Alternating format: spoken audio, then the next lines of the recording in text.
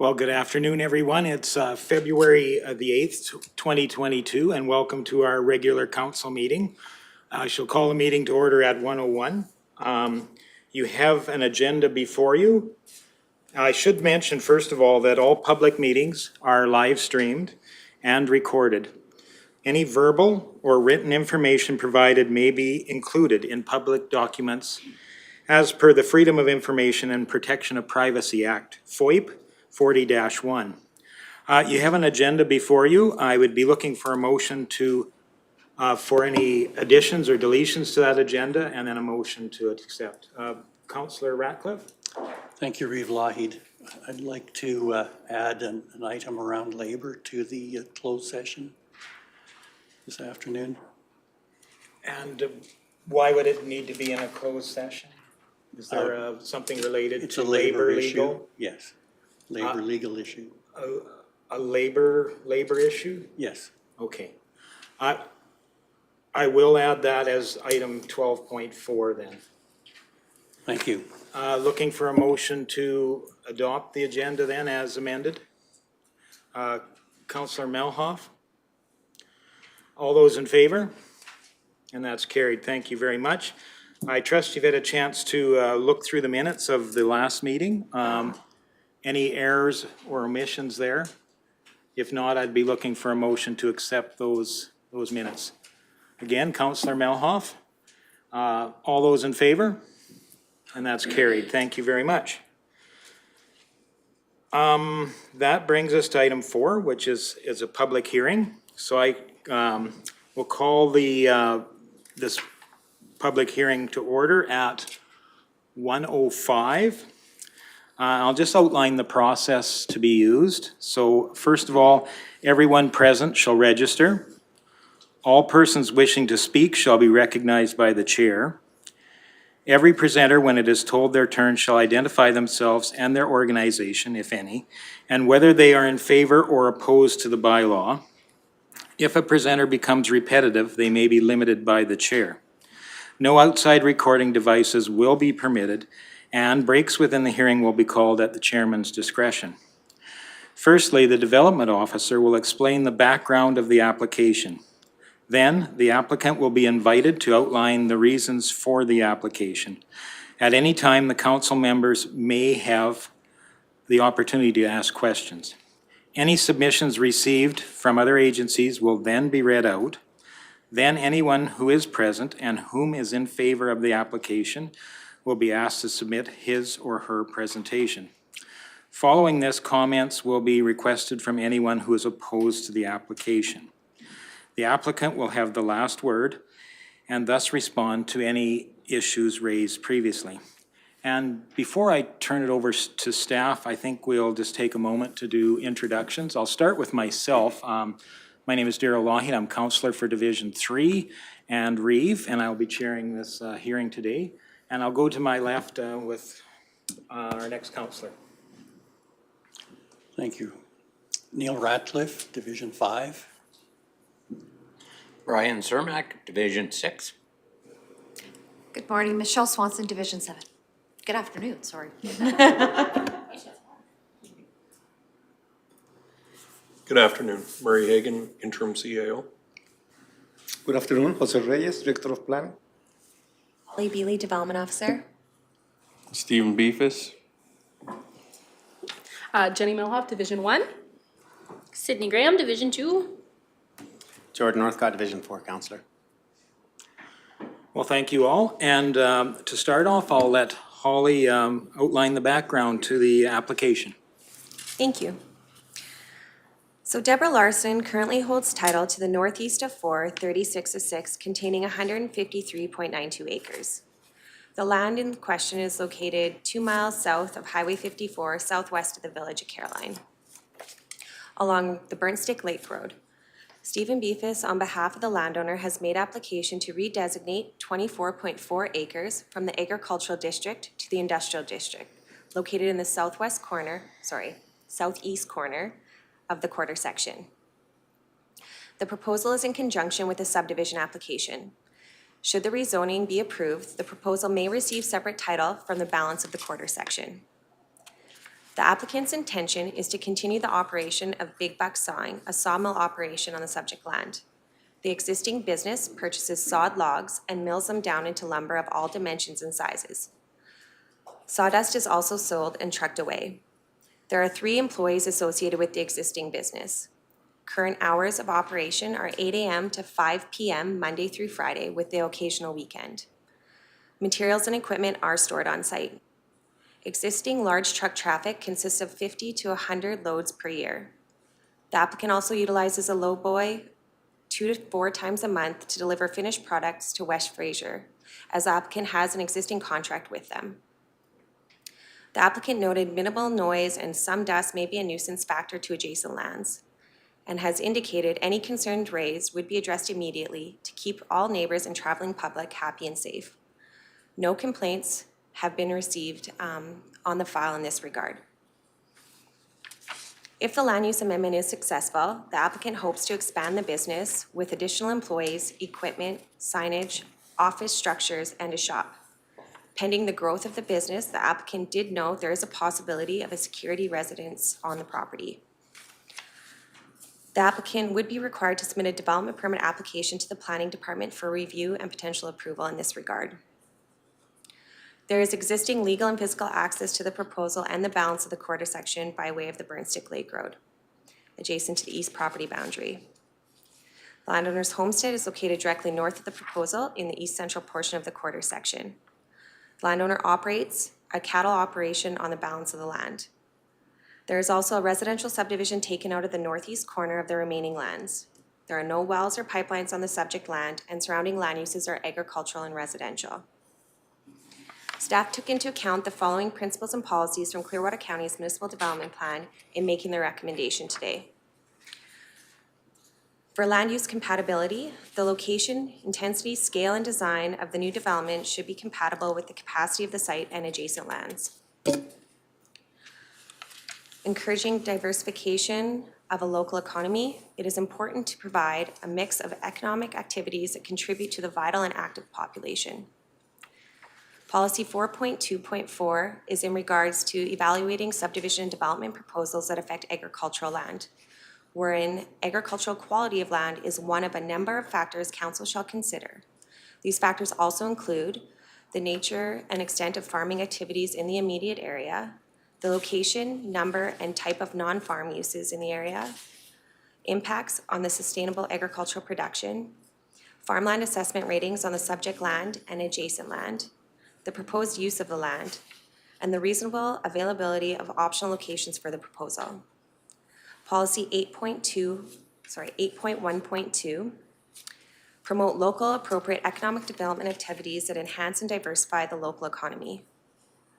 Policy 8.2.1 encourages the expansion of existing businesses and the attraction of new businesses to diversify the county's economic base. Policy 8.2.9 refers to providing a variety of commercial and industrial lands, including a variety of location. Policy 8.2.16, the county prefers that industrial and commercial activities be located in a business park. The county may approve a proposal for an isolated commercial or industrial use, provided the proposal adequately demonstrates an isolated location is required, the site characteristics are suitable for the proposed land use, the type, scale, size, and site design of the proposed land use is appropriate for the area and compatible with adjacent lands. The development can be serviced on-site in accordance with provincial regulation, and the traffic generated from the proposed land use will not adversely affect the municipal road network, and any other safety and environmental issues identified by the county and any other applicable provisions of this plan. Policy 9.2.15, the county shall require all development to meet provincial standards and regulations respecting water and wastewater services. Policy 11.2.21 and 22 provides opportunity for the county to require an area structure plan or outline plan. Policy 12.2.2 is in regards to the implementation of the municipal development plan and any other statutory plans in making their decision to redesignate, develop, or subdivide the land. Policy 12.2.3 provides for the county to request engineering reports.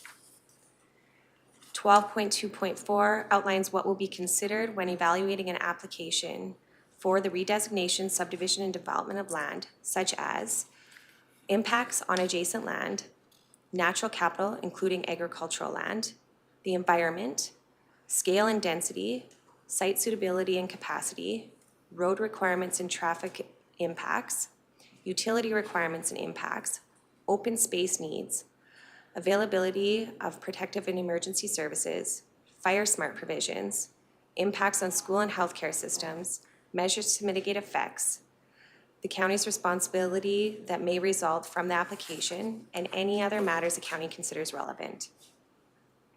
From Clearwater County's land use bylaw, I've included the industrial section, wherein the general purpose of this district is to accommodate industrial operations appropriate for rural locations. At first reading, at the regular council meeting held on December 14th, 2021, council reviewed and gave first reading to bylaw 11521. As required by legislation, notice of today's public hearing was advertised in a local newspaper, and comments were invited from adjacent landowners and agencies.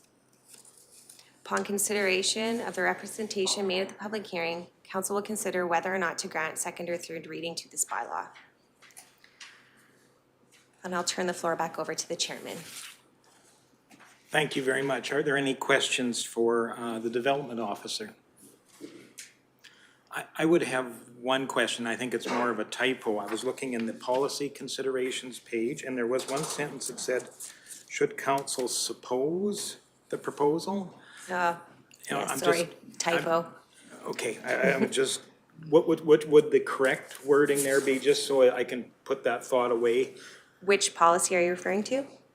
Policy, well, it's on page 5, and it's under the policy consideration, and it's about 2/3 of the way down.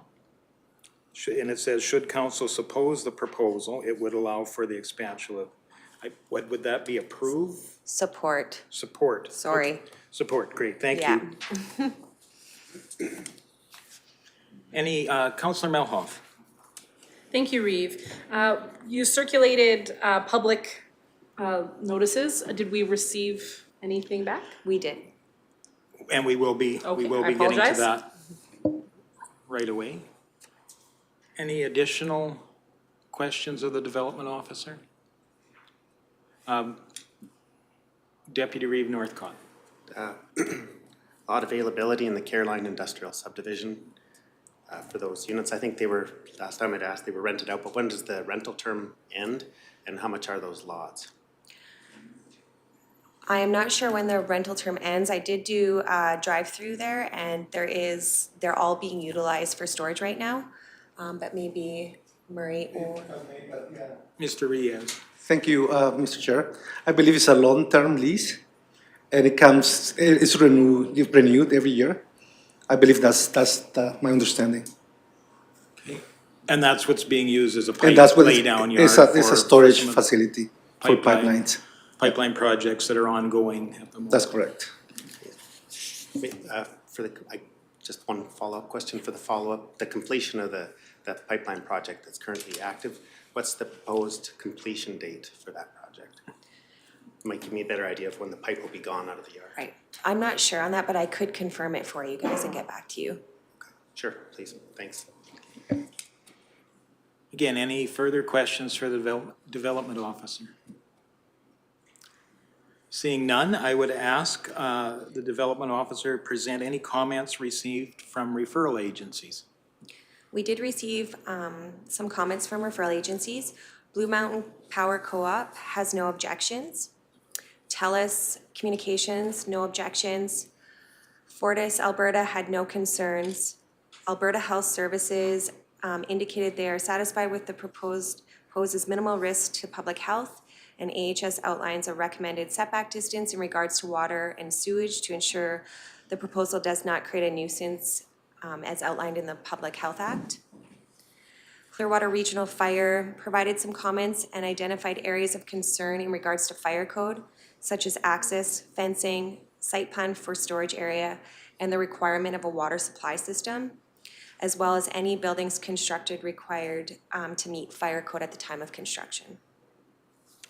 Public Works Operations offered no concerns, and Public Works Infrastructure indicated no objections. Lastly, the Municipal Planning Commission reviewed the proposal and toured the site on January 19th, 2022. MPC recommends that Council favorably consider granting second and third reading to the subject amendment, land use amendment. Thank you very much. At this time, I'd ask if the applicant would like to speak to his proposal and add any comments around what's been presented so far. I think I'm good at the moment, Okay. unless you guys have some questions for me. I guess at this point, we would ask if there is anyone, any comment from any member of the public wishing to speak in favor of the application. Again, any comment from a member of the public wishing to speak in favor of the application.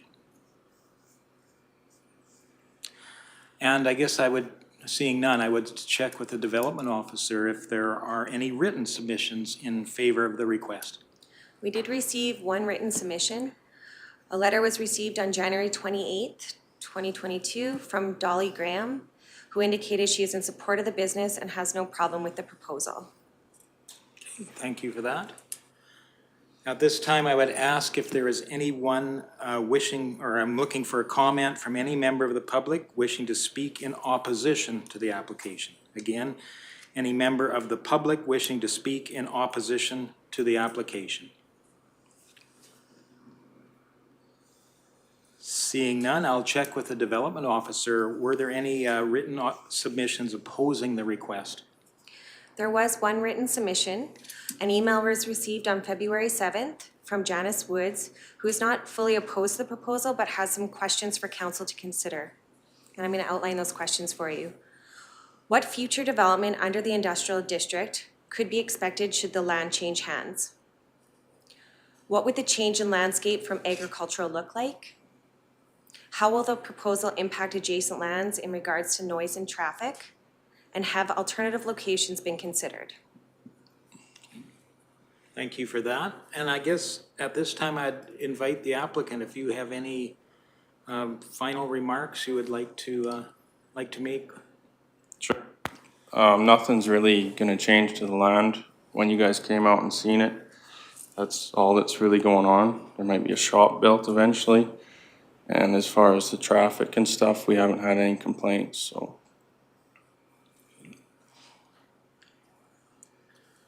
Well, with that, I guess I shall close the hearing. There will be no motions entertained at this time.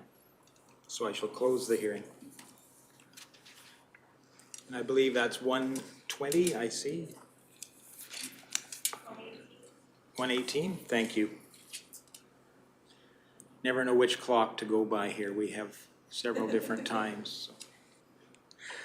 That brings us to 5.1, which is consideration of second and third readings of Bylaw 1115/21.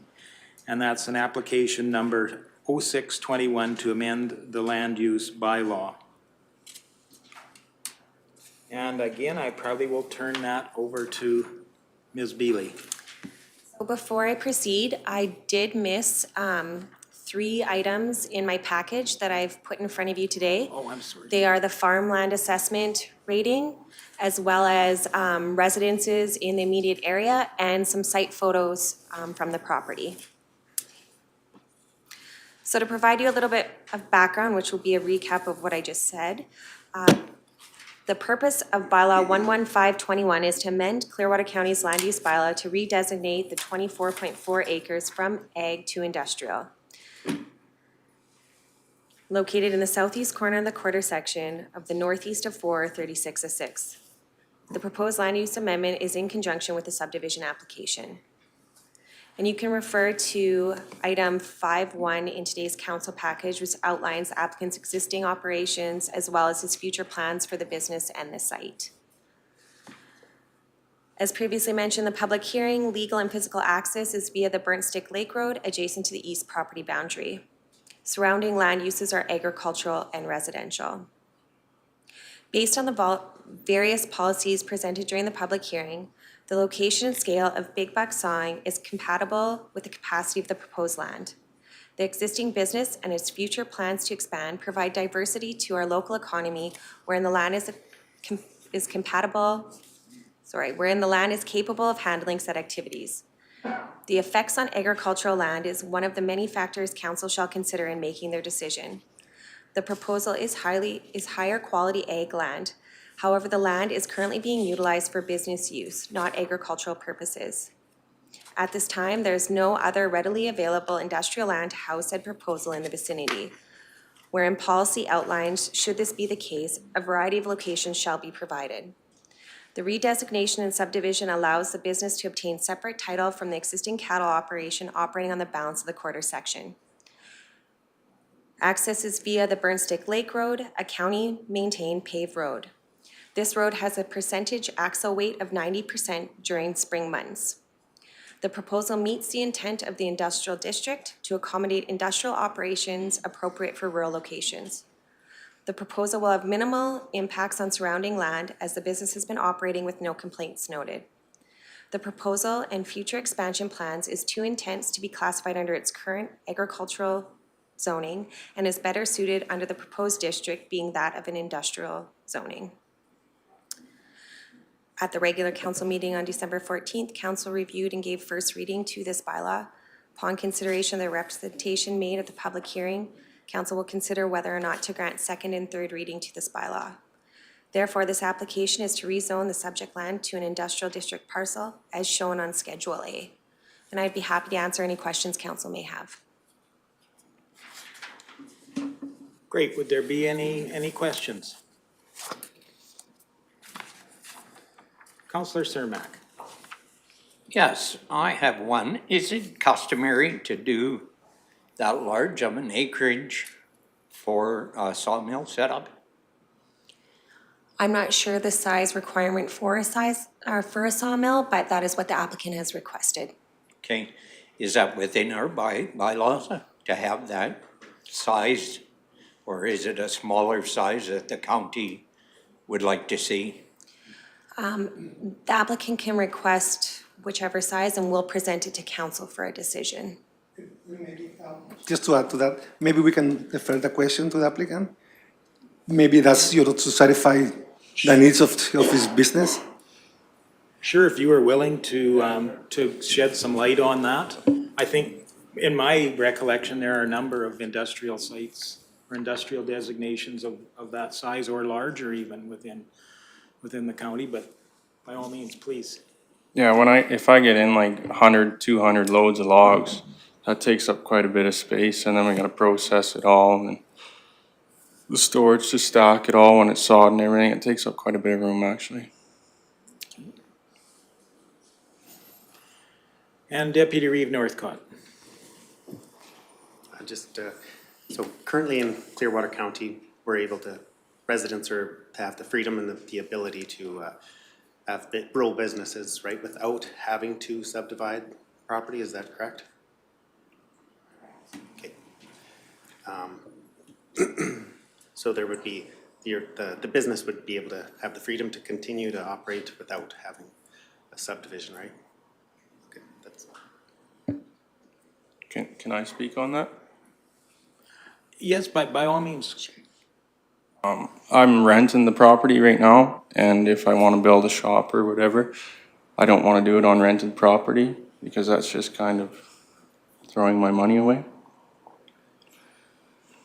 Thank you. And Councillor Ratcliffe, please. Thank you. That kind of leads into the question I was thinking of is if the ownership of the land at this time, that's within your family, is it not? Okay. Not by blood or anything, just marriage kind of. Oh. Okay, all right, thank you.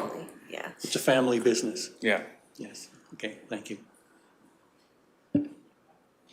Okay, any further questions for the development officer? Councillor Graham. Thank you, Reeve Lougheed. Is there any way that we can put a restriction on this so that if like say that in 15 years he chose to sell this land, that it goes back to agricultural land so that we don't, or is that not possible? I don't know if we could actually put a condition on there.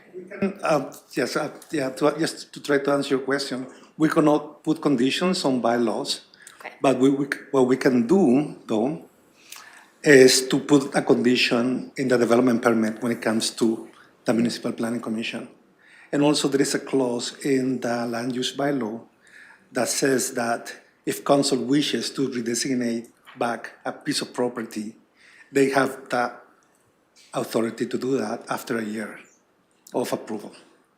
Okay, thank you. And Deputy Reeve Northcott. Just for the length, how long has the business been, when did you start the business? Or how long, what's the length? life cycle of it It's so been far? about a year and 6 months now. Is there any further questions for the Development Officer? Councillor Melhoff. Thank you, Reeve.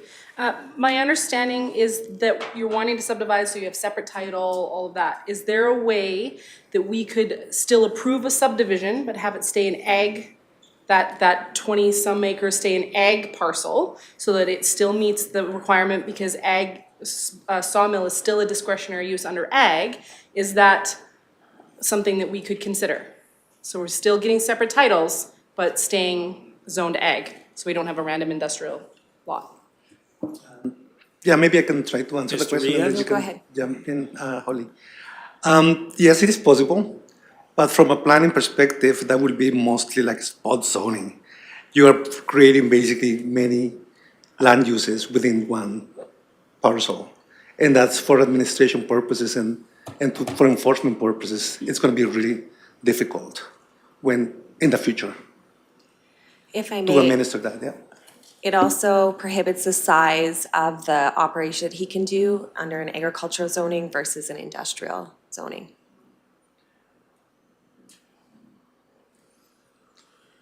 Any further questions for the Development Officer? There is a staff recommendation before us to consider or to grant second and third readings to Bylaw 1115/21. Would anybody be willing to make a motion? Councillor Swanson? I will make a recommendation to council to grant second reading. Okay, any further discussion? Councillor Northcott?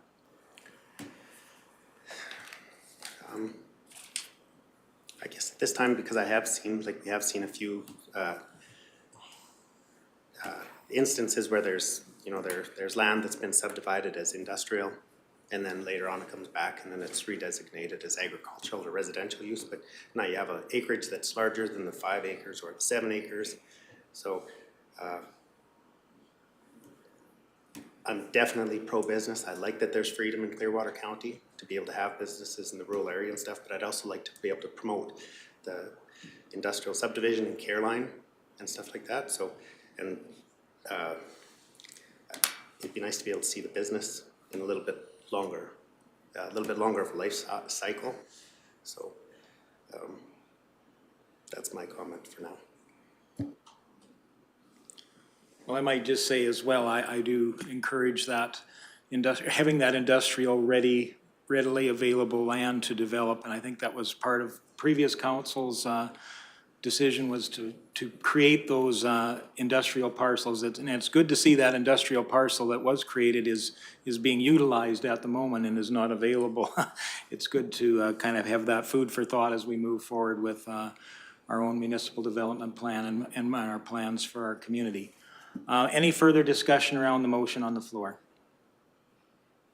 If not, I'll call the question. All those in favor? And those opposed? That's carried. And again, looking for a motion for third reading.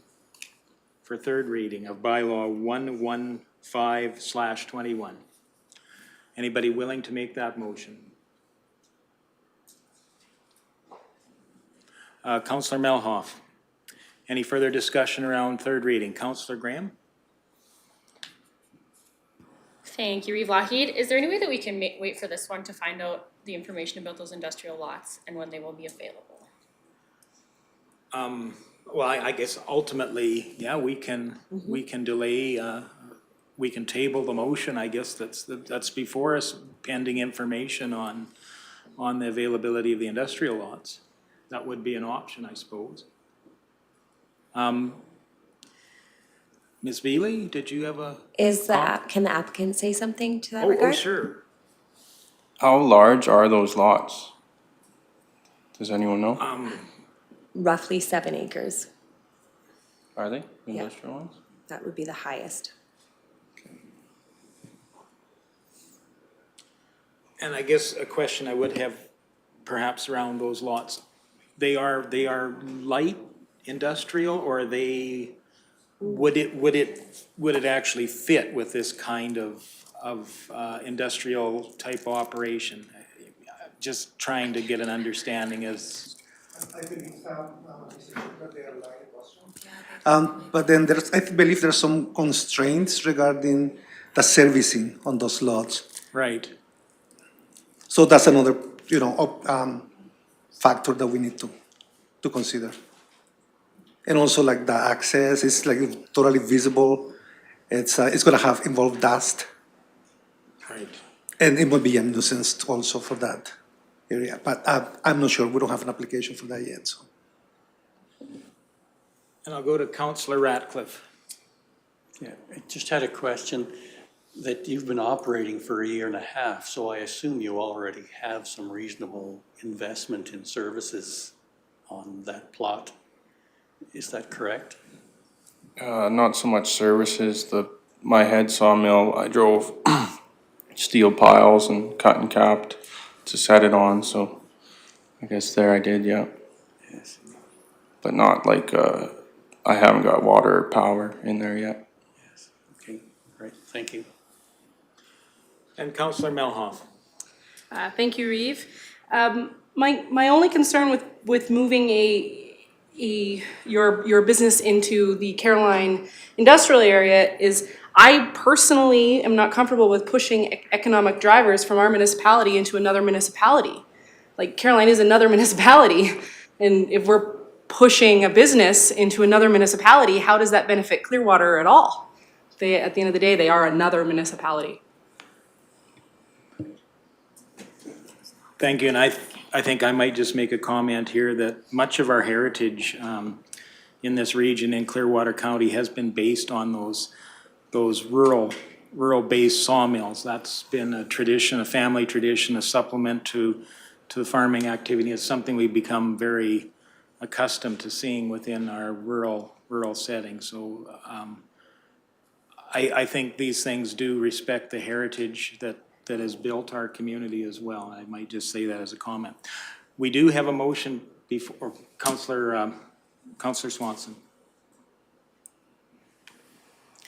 Thank you, Reeve. Just in regards to where my position is on this is, I understand that you bring in, a number of trucks to unload and stockpile. I do believe that this is a fairly large, I'm not comfortable with the size, so therefore, those logs are temporary. To me, it's like you're bringing them in, you're just processing them and they're out, so they're a temporary space. So I guess for me, it's the size of that you're asking that I'm not in favor for. Okay, so we still have the motion for third reading before us. Any further discussion on that motion? If not, I will be calling the question. All those in favor of third reading? And those opposed? That would be defeated. Okay, thank you very much.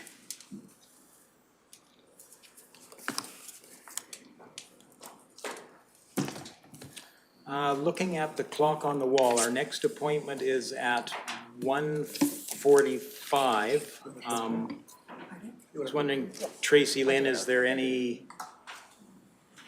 opportunity to move that up a few minutes, or would we just, I don't think we can go on to any of the other items ahead of time.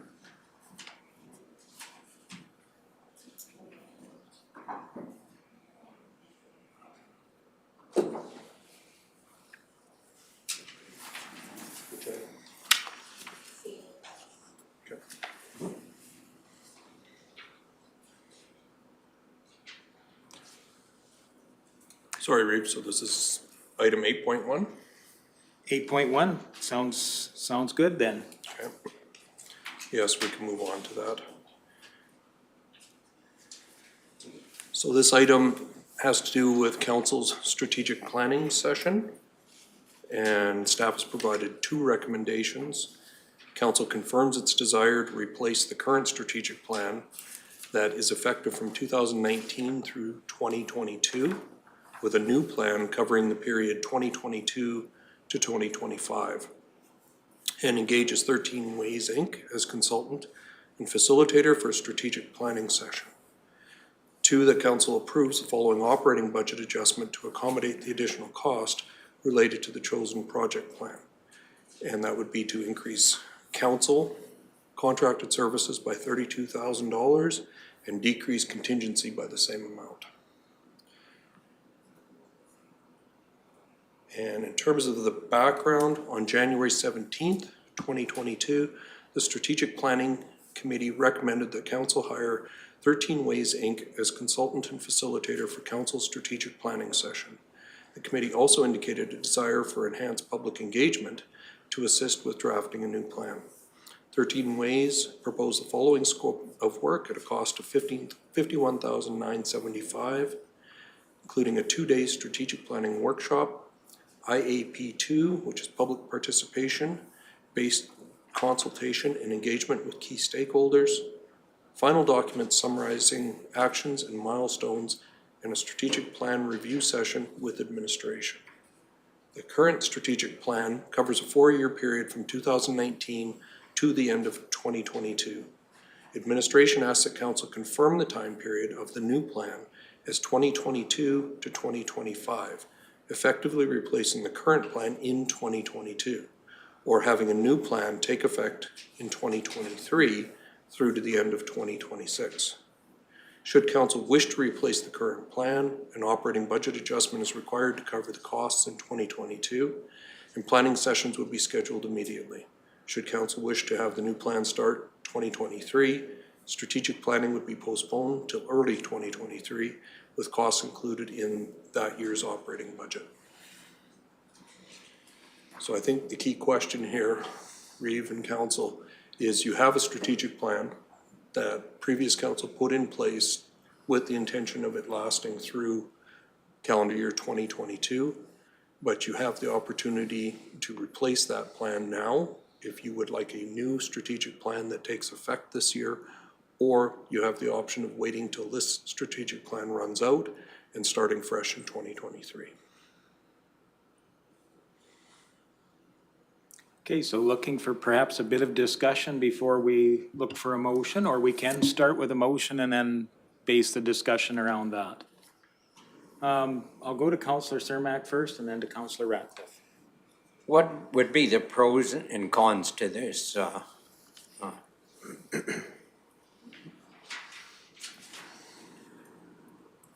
With due respect, Councillor Cermak, I'm going to do a bit of guessing on behalf of council, because really I think to replace the current strategic plan now would allow council, this new council, and given that we have 5 new members here, no question there's going to be some different perspectives. It would give this council an opportunity to discuss priorities, strategies, needs of the community and so forth, and put that into action sooner rather than later. The advantage to leaving the current strategic plan is it allows council probably more time to understand the needs of the community and help develop those priorities and so forth. So I see advantages and disadvantages on both sides of it. It's really going to come down to a council decision based on your collective comfort level of how quickly you want to move forward on this. Thank you. You're welcome. And I'll go to Councillor Ratcliffe. Thank you, Reeve Lougheed. For myself, I would like to see us developing our own plans and getting on with meeting the needs of the people as we see them, and starting our own plan for a sustainable future. Thank you. Deputy Reeve Northcott. didn't push my button. Oh, but- sorry. But I will comment. I guess I would say the same comments as Councillor Ratcliffe. And down to Division 1. Thank you. Correct me if I'm wrong, but when we were presented with these strategic planning organizations, that it was around a $17,000 request, not a $51,000 request? Mr. Hagan. Councillor Melhoff, to answer your question, that was one of the three options that they presented in their initial proposal. There were actually three prices that they quoted. And then, if you recall, that in the session that we had to explore what they could provide, council also identified the desire for public participation. That was not included in any of those individuals. It was, so what they did is they kind of put together a proposal that was a bit of a hybrid of what they had proposed that met council's desire also for the public participation. So this estimate that you're seeing is the result of bringing those different models together, and that's what they proposed as the cost of doing that. May I ask a follow-up? Follow-up, yes. Thank you. Is there an opportunity, as we have IAP2 trained staff within our own organization, do we have the depth, time, staff availability that if we were to do the public participation ourselves, rather than having 13 ways do that, do we have the ability and staff time? We absolutely have the skill sets in-house to do that. The time would be my concern. Other priorities might need to be shifted in order to accommodate that. And particularly in terms of the time frame involved, because I know council had expressed a desire to have a first draft by mid to end of March. I'm not sure that's attainable if we do it in-house. I think we definitely need that outside help to attain that. Okay. Yeah. Can I Seeing follow nobody up? else, go ahead, please. Well, I echo my teammates in wanting to get going with our own strategic plans and visions. I feel that we can maybe potentially look at doing a hybrid version where we're working with the strategic plan, the 2020 to 2022, and we can be building our own and potentially take longer to do so, using our own staff to do the public participations portion to protect the public purse at that point, hopefully decreasing some of that cost. It may take us longer, and we may end up using previous council strategic plan a little bit longer than we had wanted to, but perhaps that might be an option. Okay. Mr. Hagan. Thank you, Rick. Can I just ask for a point of clarification? Absolutely. So if we were looking at a time frame like that, would that strategic plan then, would you suggest that become effective in 2023? Yes, but we start building it now, don't wait until next fall or to start it. We can start chipping away at it now. Is that I think that's a viable possible option. Okay. I maybe chime in with my 2 cents worth right at this moment. Certainly working with you all over the last number of months, I've sensed that you're very eager to create your own plan, create your own destiny, take your own direction, or take the directions you felt your community is leading you into, and making those a reality. So I know we are in a golden time here, but time passes very quickly, and I don't think delaying the process would be a good choice. I think we should, my personal feeling is that we get on with the process and we create the new strategic plan, the new vision and goals, and start the work we all want to do. I don't think focusing on the absolute cost of what it costs to do that and have that facilitated in an effective manner. We do have great staff here, but I don't want to take, they're already employed and working very hard in the many directions we've sent them already. And so I would suggest that we work towards having a facilitated strategic planning process starting as immediately as possible, so that we can get on with the important business of reaching those goals that we set together. My 2 cents worth. Councillor Ratcliffe. Thank you. Thank you for those comments, Councillor Melhaff. I guess I'm seeing something kind of in between, that the cost bothers me a little, but is 2 days enough for the issues we'd like to go over? That I can see having a period to process and discuss options and then coming back to it could be beneficial. But just the same, I do want to get on with it. And Councillor Swanson. Response? I don't know which way, I haven't heard from Councillor Swanson, so I'll Okay, go to him first. being as how this will be my second go-around with the strategic planning, I have to agree with Reid Lougheed in regards that we need this to get done. We need to be on the road.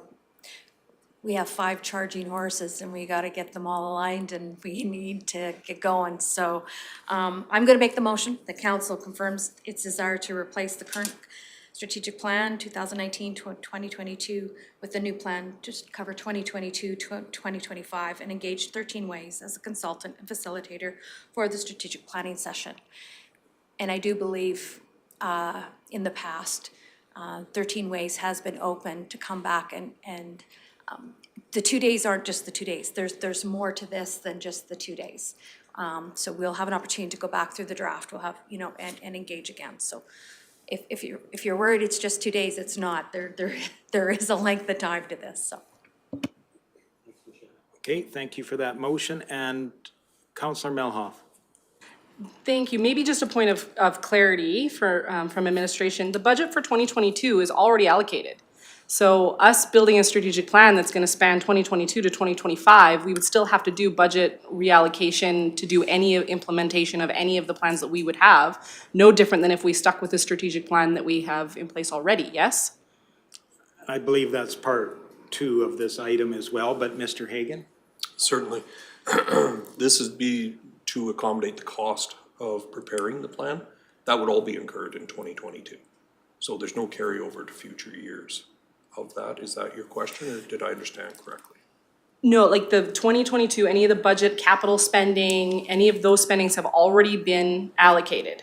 So to have a strategic plan that we as a team are building for 2022 to 2025, we can't make very much of a change to our 2022 budget. We would have to go back through budget reallocations to make any significant strategic change. Absolutely. If the new strategic plan was to be enacted by council in this year, and that meant changing some of the priorities that have already been assigned to administration, and it meant either taking money away from currently approved budgets or adding to currently approved budgets, that is within council's purview.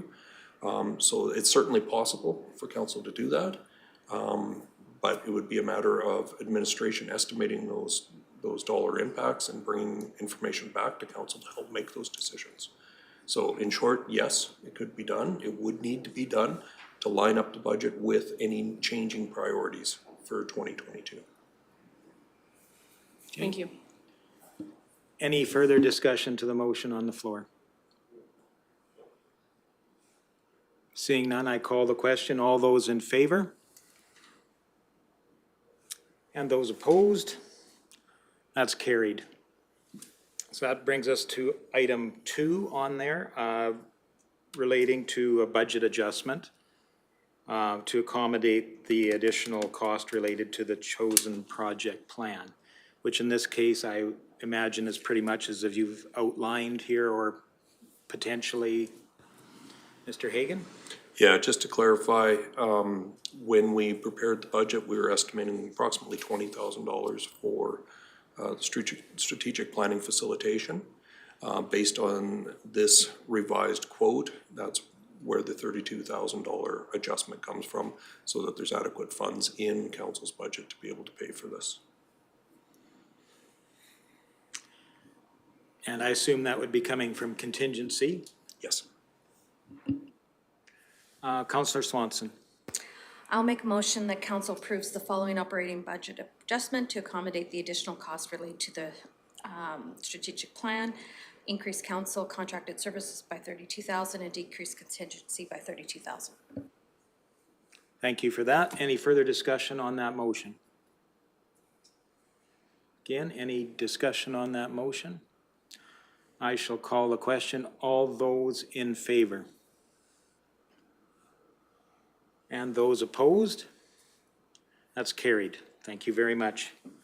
I think we have a delegation waiting for us very patiently in the wings.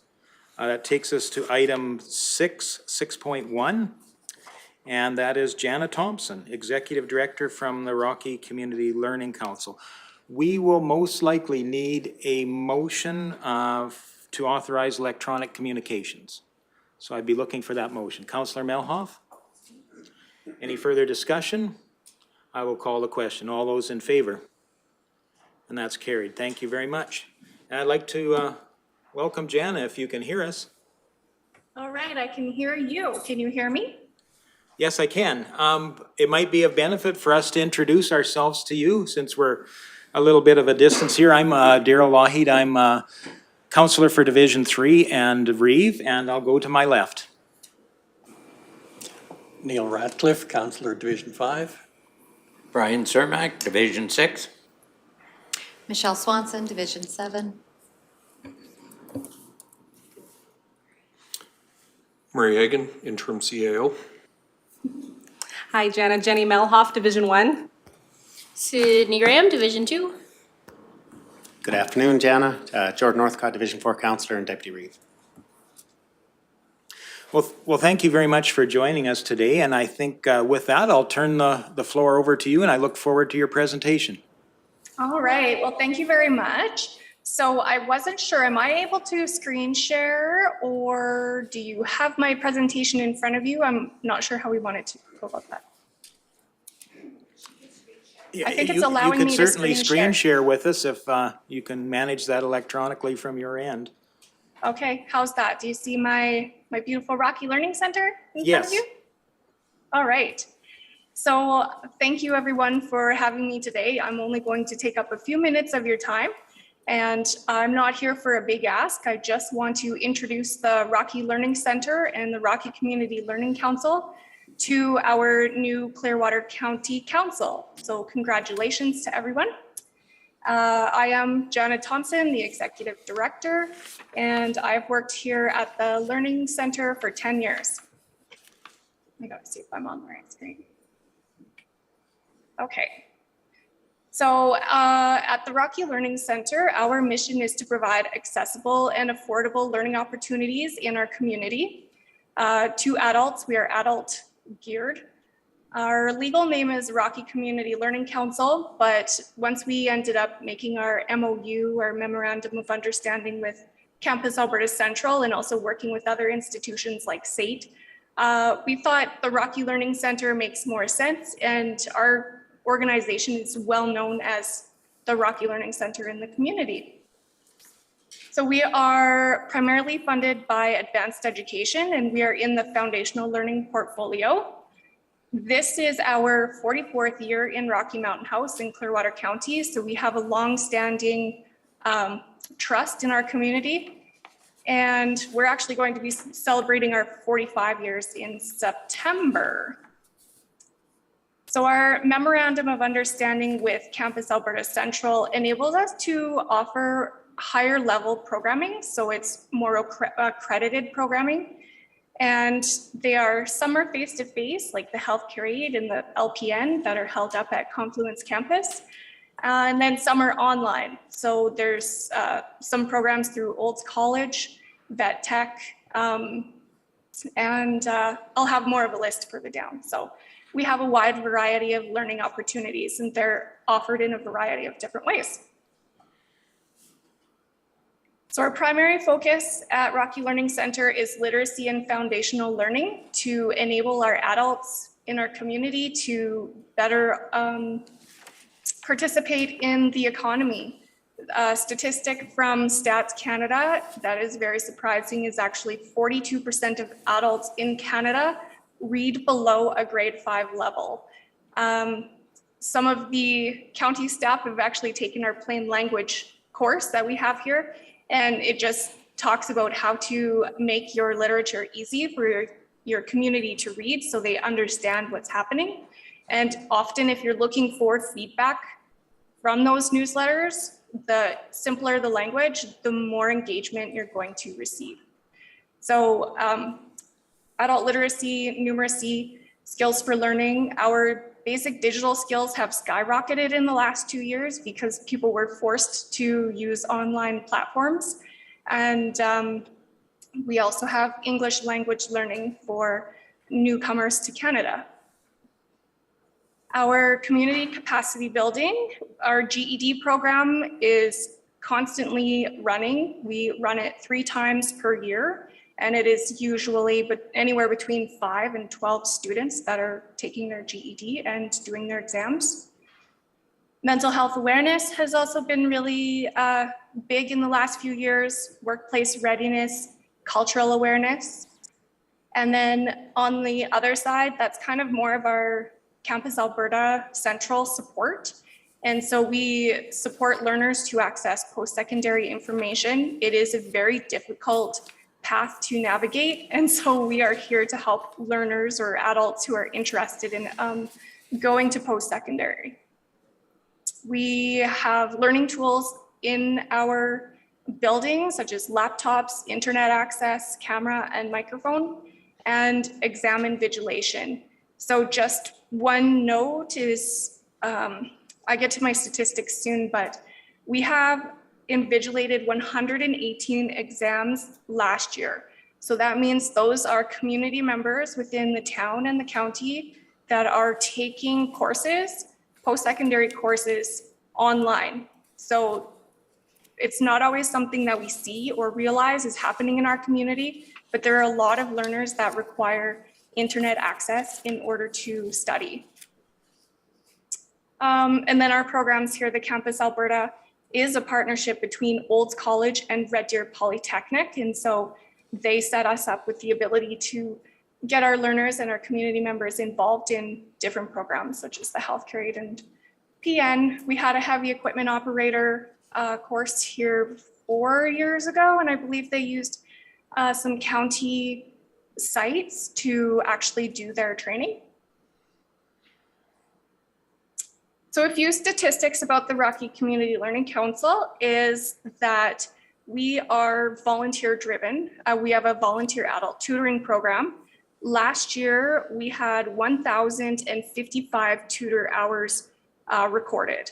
And so those were volunteers working with adults who needed to help with their basic reading or writing or numeracy, English language. And then the previous year, we actually had, when we had the refugees coming into the community and the church-sponsored refugees, we had over 600 hours banked working with teaching English. Foundational life skills, we had 57 learners. Our community capacity programs, which I'd mentioned earlier, we had 237. And again, the exam invigilation, that's a big important one. And post-secondary referrals, so helping students find where they need to go, we had 77.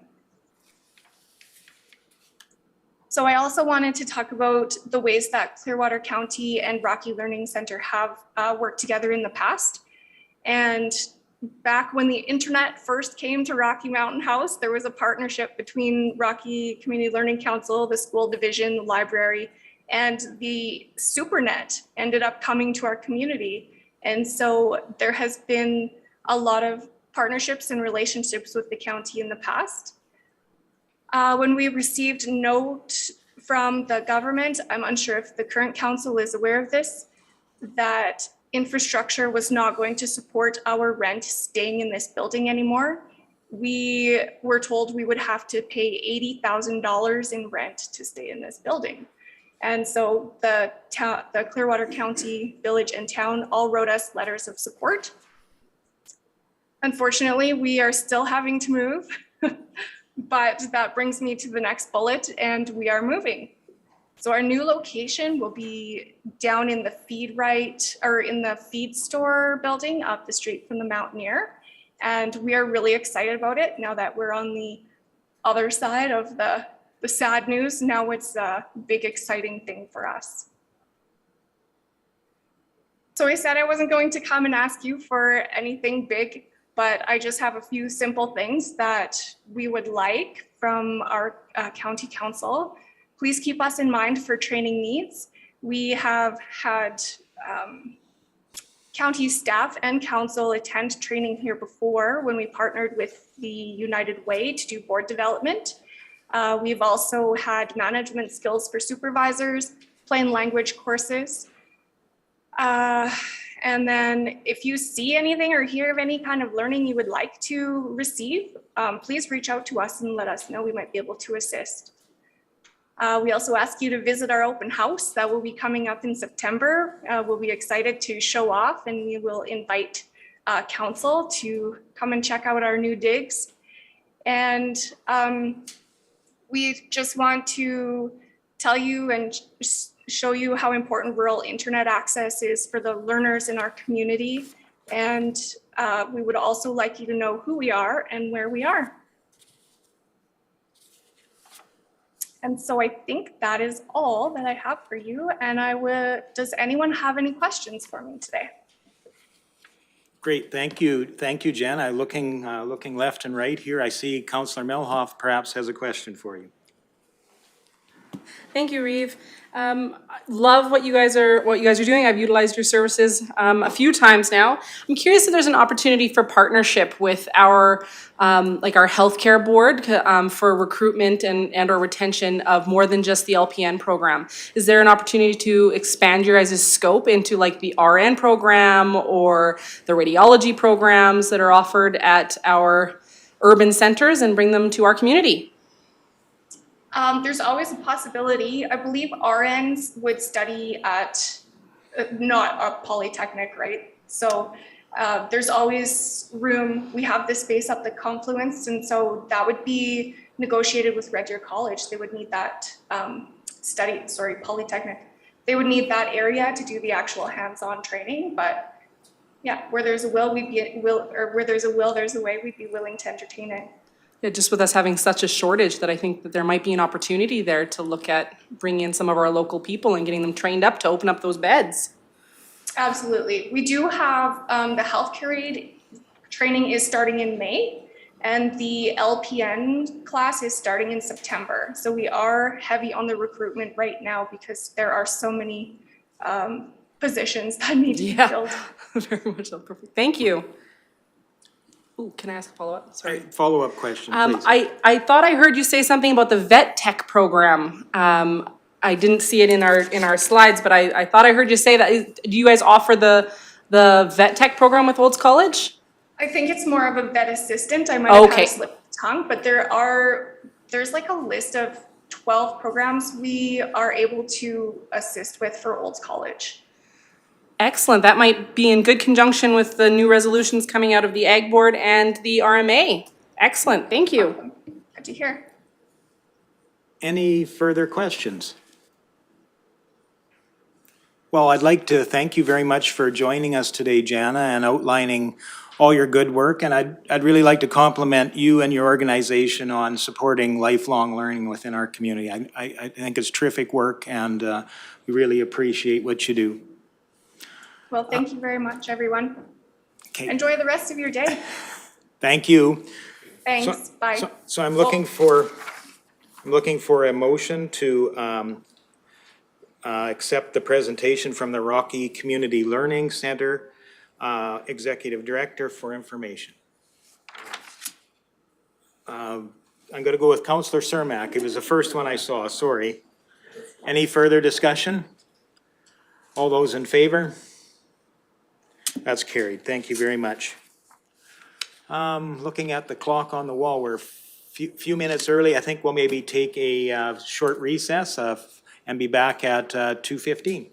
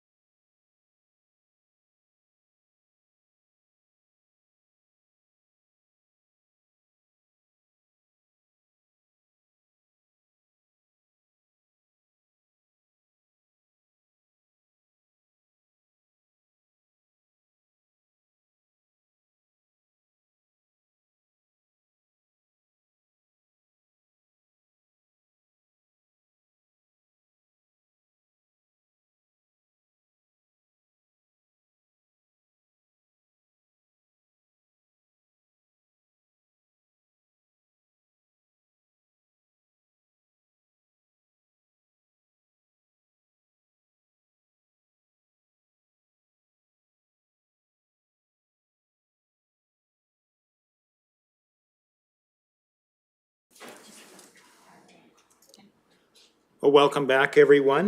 Moving down to item 6.2, and we welcome Kyle Schole with Planning Technician with Smoky Lake County. And maybe just we'll do a round of introductions. I'll start with Councillor Melhoff. Sure thing. Good afternoon. Jenny Melhoff, Councillor Division 1. That's southwest of Rocky Mountain House. Hello, Sydney Graham, Councillor for Division 2. Jordan Northcott, Division 4 Councillor and Deputy Reeve. Hi, Kyle. Darrell Lougheed. Good afternoon, Neil Ratcliffe, Division 6. Division 5. I know you like my area. I got the best. Sorry, Brian Cermak, pleased to meet you. Division 6. Michelle Swanson, Division 7. Nice to see you, Kyle. Good afternoon. Murray Hagan, Interim CAO. Hi, Kyle. Matt Martinson, Director of Agriculture and Community Services. And that brings us to me. Mr. Reeve and Council, it's a pleasure to meet you. My name's Kyle Schole, and as you said, Mr. Reeve, I'm a planning technician with Smoky Lake County, which is just a short two-day canoe ride downriver from Edmonton. I'm pleased to join you in person and to meet some of you for the first time, and from others to see you again. I'll try to be brief in my presentation so that if there are questions, we can get to those, and then you can get on with the rest of your agenda, because I know you've got large agendas. I'll control myself with this little clicker, which is super cool. Basically, what brings us, I'll go through the presentation briefly, as I said, talk a bit about what brings us specifically before Council this afternoon, give you an introduction, as I just did, with who Smoky Lake County is, what Canadian Heritage Rivers are, and what the next steps that we're contemplating. I already kind of indicated where Smoky Lake County is. You see the other picture up there is actually my boss, Manager of Planning and Development. We're a department of 2 at Smoky Lake County, so it's a small shop, but we get pulled into a lot of really exciting projects, community-minded projects. I also do sit on the North Saskatchewan Watershed Alliance, and I just joined the executive as the secretary of that group as well. So I'm looking forward to seeing you there, Mr. Reeve, as I believe you're the rep for this county also. Continuing on, part of the reason behind why Smoky Lake County has taken up this project as an initiative has to do with the work that was done in the early 2000s around the Victoria National Historic Site, the Victoria District. This actually represents 10% of the entire county of Smoky Lake that's been designated as a National Historic Site, and was actually designated in the same order as the Brazeau Collieries at Ruegg, which is kind of interesting. We're kind of tied in that way also. Victoria District, as you see here, represents historic river lots that actually predate Confederation. They were set up by the Métis settlers back before Canada was a thing. They also represent here in the Victoria District some Ukrainian heritage also. And it's based on this historic site that, actually I'll go back, that the fantastic Métis crossing in the last few years has seen investment of about $40 million in a cultural gathering center and boutique lodge. I certainly encourage you, I don't know if you'll get there by canoe or not, but you're welcome to come out and visit our area anytime. They're doing some fantastic work at Métis Crossing. I'll talk a little bit more about that in a moment. Canadian Heritage River System basically is a non-statutory program. It's a partnership among the provinces, territories, and federal government. Parks Canada acts as kind of an administrative secretariat to the group. Alberta initially didn't join in the 80s when it was established. We waited until the 90s. Just actually, I predate, I'm a little bit older than our membership, but not by much. We joined under Premier Ralph Klein, and the purpose behind it, basically the philosophy, is to encourage river culture and recreation. And I'll talk a little bit more about that. But the important point to note here is that this isn't a conspiracy of the federal government. This isn't a land grab. This is local communities in charge of their own destinies to celebrate their place, share that with visitors, and make it accessible to their own residents for community wellness purposes. I've talked a little bit about the motivations behind this work: tourism and economic development. The town of Smoky Lake County, and the Métis Nation of Alberta actually are partnered on an economic development plan to that end. We're also growing relations among municipalities, Indigenous groups, and of course, sharing a culture of stewardship also. There's a lot of jurisdictions. Oh, I'm skipping ahead of my slides here. I'll try to keep up with myself. How about that? There's a number of jurisdictions along the river from the boundary with National Park, which is Clearwater County, of course, all the way to the province of Saskatchewan. There's 16 municipalities along the way. The portion of North Saskatchewan within the national park did receive recognition under Canadian Heritage Rivers in the 80s, I should say. And I'll talk a little bit more about that shortly. When Alberta did join the program in the 90s, there we go, we commissioned a river study at that time of all the candidate rivers across the province. You'll see here the list of the top 10. It's kind of hard to see on this screen, but you'll see encircled in red is the North Saskatchewan. Actually, the only one from this list that made it to move forward was the Clearwater River, and it flows into Alberta from Saskatchewan through Fort McMurray, where it finds its headwaters with the Athabasca. That was designated in 2003, and hot on the heels of that work, that success, the North Saskatchewan Watershed Alliance actually did compose a background study, which is one of the necessary steps to achieve this. However, after they were successful with the background study, they kind of ran out of steam and it languished for a number of years. That's where Smoky Lake County entered into the picture in 2019 and kind of took up the project again based on the work at Métis Crossing. Last spring, we engaged with Albertans. We heard overwhelmingly that most people are fond of moving forward with work like this, but not if it's at the expense of the activities that they cherish along the river. If it affects their access, they don't want it. And that makes sense. I'm a river user myself. I'm happy to confirm that that's not the case here. So that was a fantastic report, actually, that we had commissioned, and it's still available on our website. You're certainly welcome to have a look at it.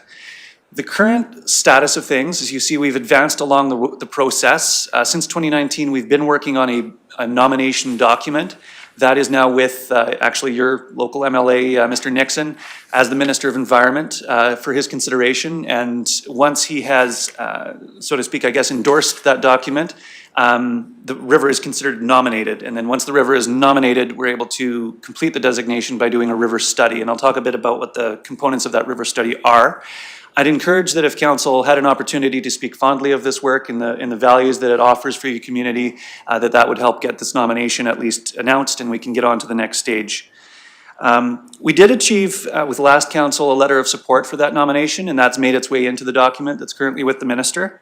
But of course, Clearwater was not the only community to do so. You see here dozens of which have signed up, including groups such as industry, EPCOR, Indigenous groups also. Well, I should advance my slides here. I'll skip this one because I think it's pretty clear that North Saskatchewan is exceptional and people value it greatly. I'm happy to answer any questions about all of this. We're looking ahead while kind of being held back by the speed of government. We're looking ahead to this river study that I keep mentioning. The Village of Vilna has kindly put forward an Alberta Community Partnership grant application to help fund this next round of work, and that's to augment contribution made by Parks Canada also. So we're very optimistic that that'll be successful. That's what brings me actually specifically before council this afternoon's consideration towards a letter of support for that grant application. The river study, if we're successful in getting it fundraised, will contemplate things like existing infrastructure, access to emergency services. I know in our own region, we've noted that the closest boat would either come from Cold Lake or Fort Saskatchewan, both of which are over an hour away if they leave the moment they get the call. And of course, we did have a number of calls last summer as recreation is indeed increasing on the river corridor. So I talked about emergency service, but also accommodation, public and crown lands policy to cut red tape and encourage camping and accommodation in that way. And I'm happy to speak more about that if there are questions. I've pulled up the suggested motion that might look something like this if council were to entertain this as a letter of support. It's our intent to liaise with administration in a non-burdensome way, but to invite input to different milestones along the project, including designing any request for proposal for this work, as well as a work plan, public and Indigenous engagement plan, and then to also return to council in the fall or winter with the draft study to provide for your information also. That was a lot of words all at once, and I appreciate you listening. That concludes my presentation, Mr. Reeve, and I'm happy to answer any questions if there are some.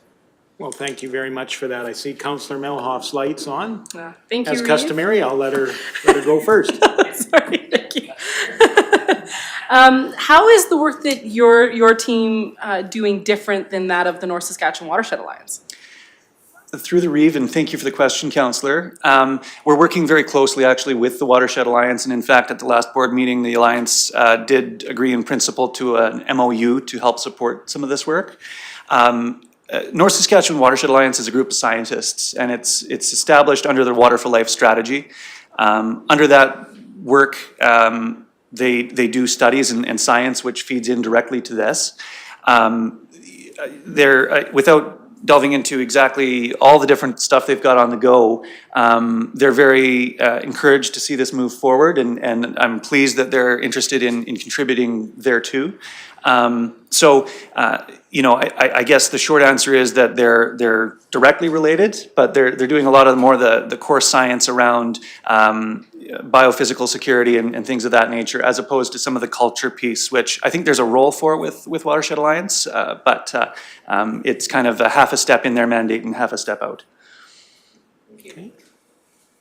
Any further questions? Councillor Cermak. Is the whole North Saskatchewan River into this that you want to do, or is it just a portion of it?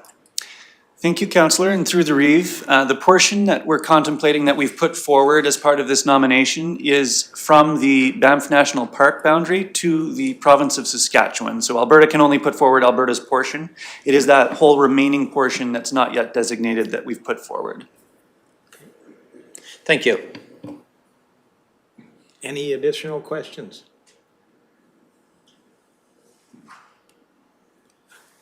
Councillor Malhoff. Thank you, Reeve. Is having this designation, how will it positively or negatively impact our municipality? I appreciate the question, Councillor, and through the Reeve, the positives surrounding this initiative are that municipalities will do more collaborative planning, and I'd like to actually take this as an opportunity, and I appreciate the question, to laud some of the work that's been happening here in Clearwater County in the David Thomson tourism region. That's been a bit of an inspiration for our work on the Victoria District Economic Development Strategy, and I think if communities are continuing to collaborate more constructively together, that's one of the main ramifications. And when we're able to advocate to higher orders of government in terms of emergency services, for example, to get those issues addressed so that recreation is safe and enjoyable and you get return visits and the like. That's, I think, where I see the primary benefit to communities. Also, I guess, certainly a wider public culture of stewardship. I guess the part that I could have mentioned under the philosophy of the program also is to celebrate and educate, but not to regulate. With that, when people are emotionally attached to the landscape, the features on their landscape, they'll do a better job of caring for it without having to issue offense tickets or anything of that nature too. So those are kind of the two-pronged approach that I would say is the value. Other community, I'm rambling because I'm trying to answer the negative part of that question too, and I was trying to think, well, what are some of the negatives?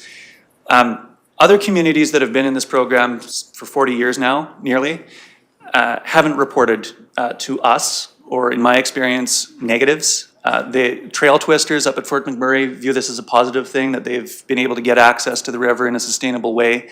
So I can offer you that. It's I think, for being a national program, not a federal one, a national program, it's a very Alberta-minded program in that it doesn't intrude, it celebrates. Any further questions? Well, thank you very much for your presentation today, and thank you very much for the work you're doing to encourage the management of a great cultural resource that we have as our river, and really to recognize the recreational value of those as well at the same time. I think the staff recommendation here was there was three bullets total, but a couple related to information, or accepting this as information. Three total. Mr. Hagan. Thank you, Reeve Lougheed. Just wanted to clarify for council's understanding, what we're recommending is all three of these items be received for information. As noted further on in the agenda item, administration will bring back a background report and recommendation related to the request for action. Okay, Thank you for that. So then looking for a motion for 3 items as outlined for information. Councillor Melhoff, any further discussion? Seeing none, I call the question. All those in favor? And that's carried. Thank you very much. And thanks again, Kyle. Thank you, councillors. Take care. I actually don't have far to go today, so. Oh, that's good. Take care. So I believe that takes us down to item 7, or 7.1, and that's emergency and legislative services. And I know our good people are waiting in the wings for us, so we'll just give them a second or two to join us.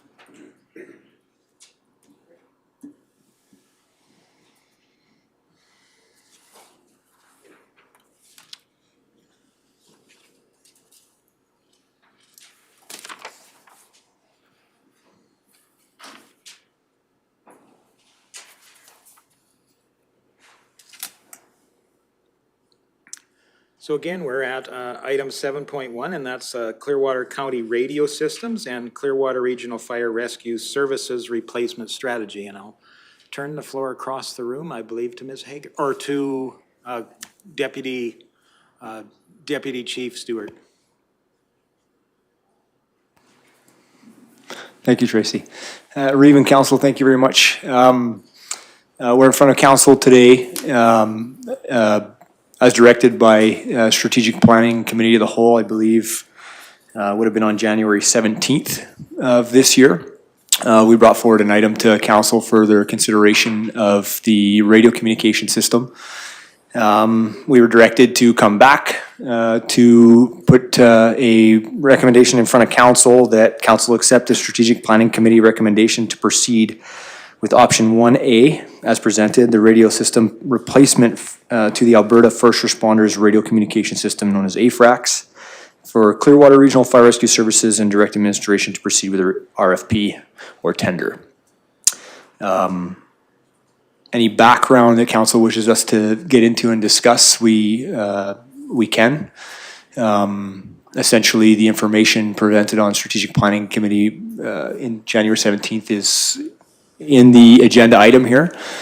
Just to refresh Council's memory, option 1A was a operating lease solution for moving forward with a transition to the AFRAC system or P25 digital radio communication system for the Regional Fire Service.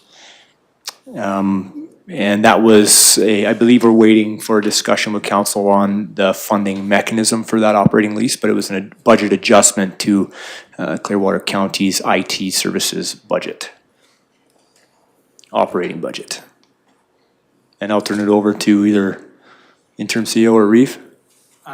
Again, there could be a question from Councillor Ratcliffe here, so I'll go to him first. Okay, maybe this isn't the right time. I wasn't present at the earlier meeting, but I have gone through the slides. I have a few questions as to what the AFRAC system coverage is, because as I understand it, you're proposing a hybrid system where we maintain some of the VHF and largely go to the AFRAC's digital system. Thank you, councillors, through the Reeve. So this would be a complete transition to the provincial system. The county would no longer maintain a communications infrastructure in regards to regional fire service and how we operate. The county does operate a few different communication systems right now. Public Works has their own, for an example. Regional Fire works on our own system. This is speaking directly to the fire services system. Right now we have 7 to 8 repeaters in our service that are VHF analog system right now. This system would be a complete transition away from our legacy system to the P25 system. The P25 system itself is predominantly 700 to 800 megahertz trunking, co-located with predominantly cell towers, and the 90% solution for our service would be just that 700 to 800 megahertz system. AFRAX also offers Vhf Mountaintop Repeaters for our backcountry regions or more remote regions, like the Trunk Road, for an example. There's 3 repeaters south of Highway 11 that are Vhf Mountaintop Repeaters. They trunk back to the P25 system, so they wouldn't be county-owned. They're also part of the AFRAX system. There's 2 north of Highway 11 as well, and then there's one out called Mount Wilson out by the 93 highway crossing. But those are still all part of the AFRAX system, and the county would not be responsible for maintaining those towers. Those are provincial towers. So there's no question of adequate coverage with AFRAX? In our testing, the AFRAX system has superior coverage to our current VHF system does. More than 90% of our calls take place in the areas that would be covered by the 700 to 800 megahertz system. 10 to 5% of our calls, mostly assisting EMS or assisting search and rescue, take place in those areas where we would need the requirement of those dual band radios to access those mountaintop repeaters. Any further questions? Yes. Councillor Milhoff. Thank you, Reeve. In strategic planning, we discussed several different options, and we had asked that when this is brought back, that we look at the different costing of having radio on every hip and no pagers, and having radios at stations and pagers. Can you touch on how that is affected with this particular item?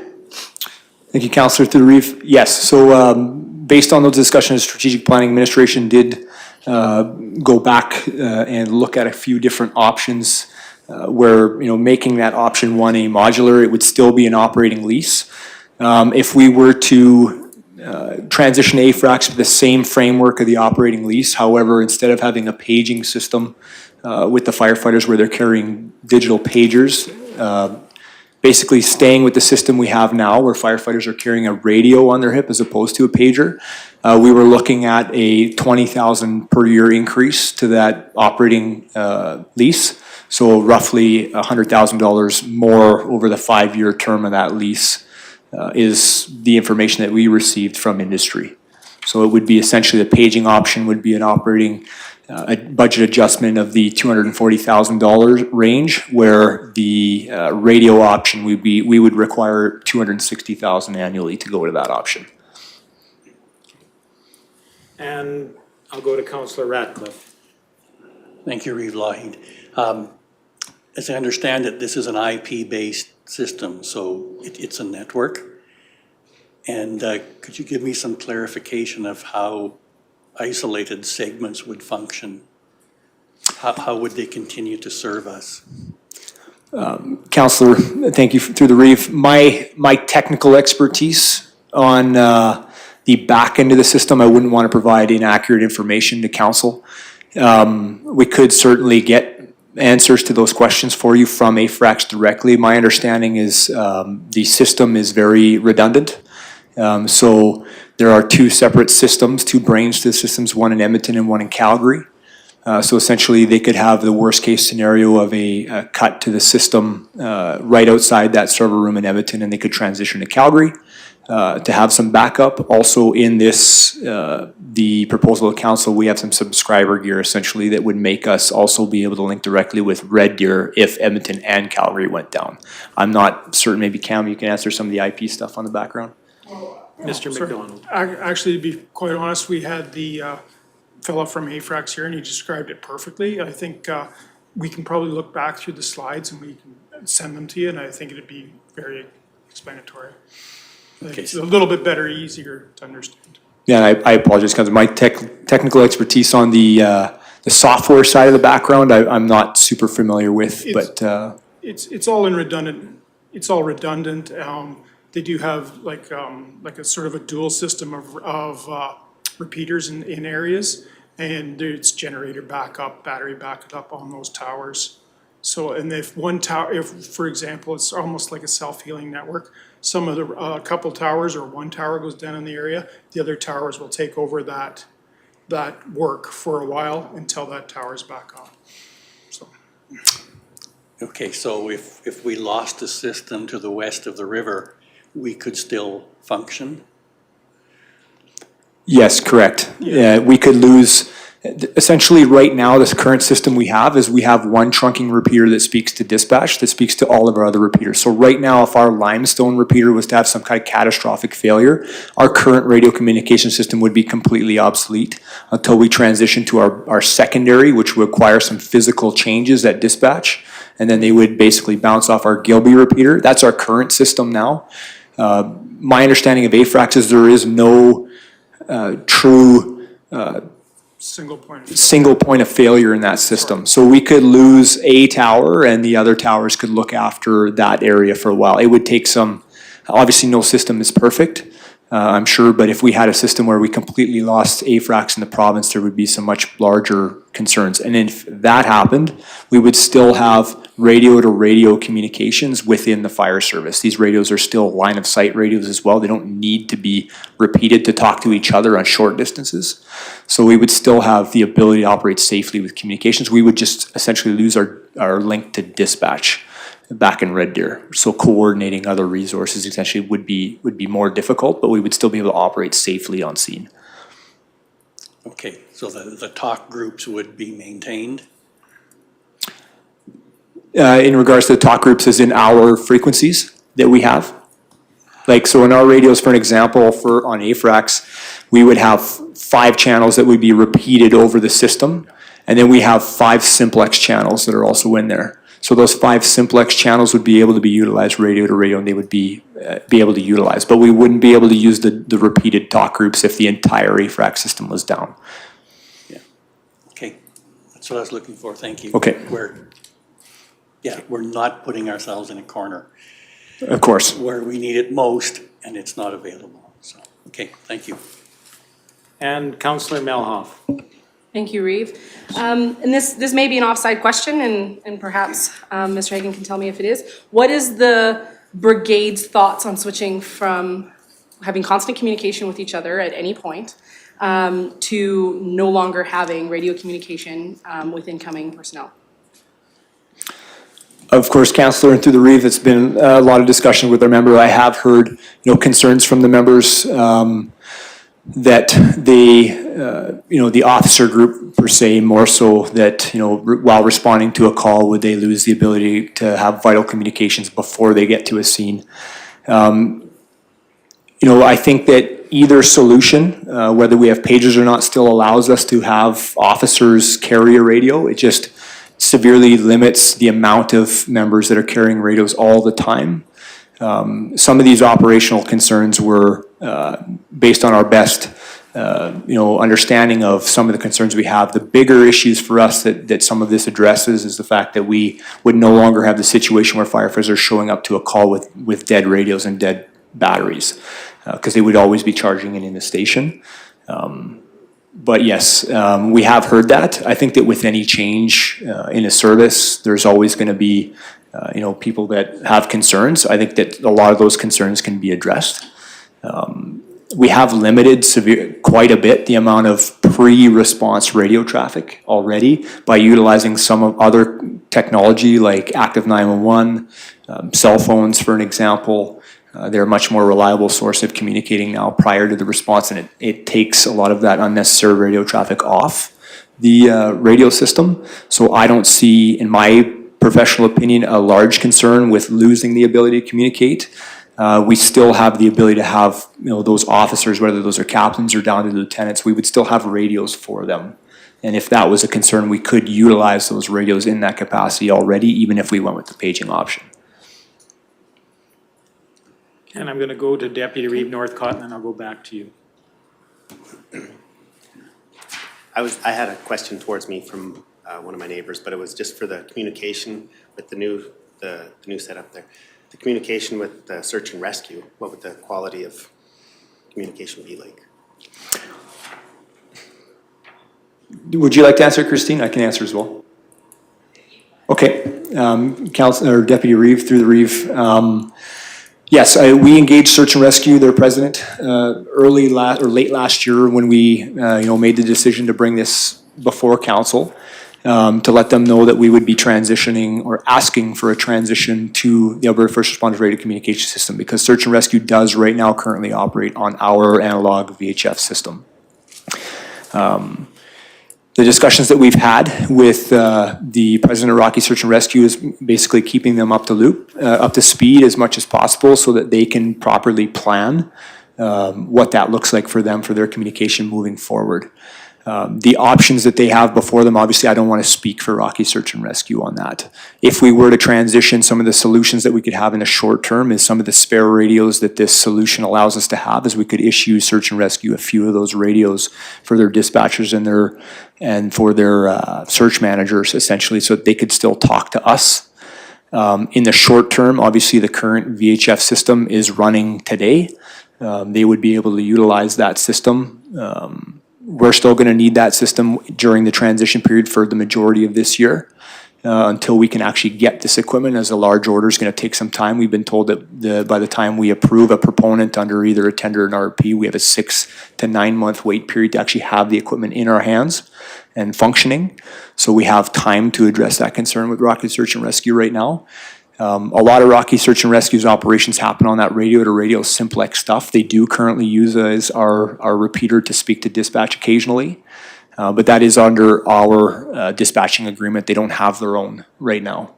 I would assume that Rocky Search and Rescue would be planning for some radios to operate on AFRAX. However, they would have to be potentially their own user group with AFRAX.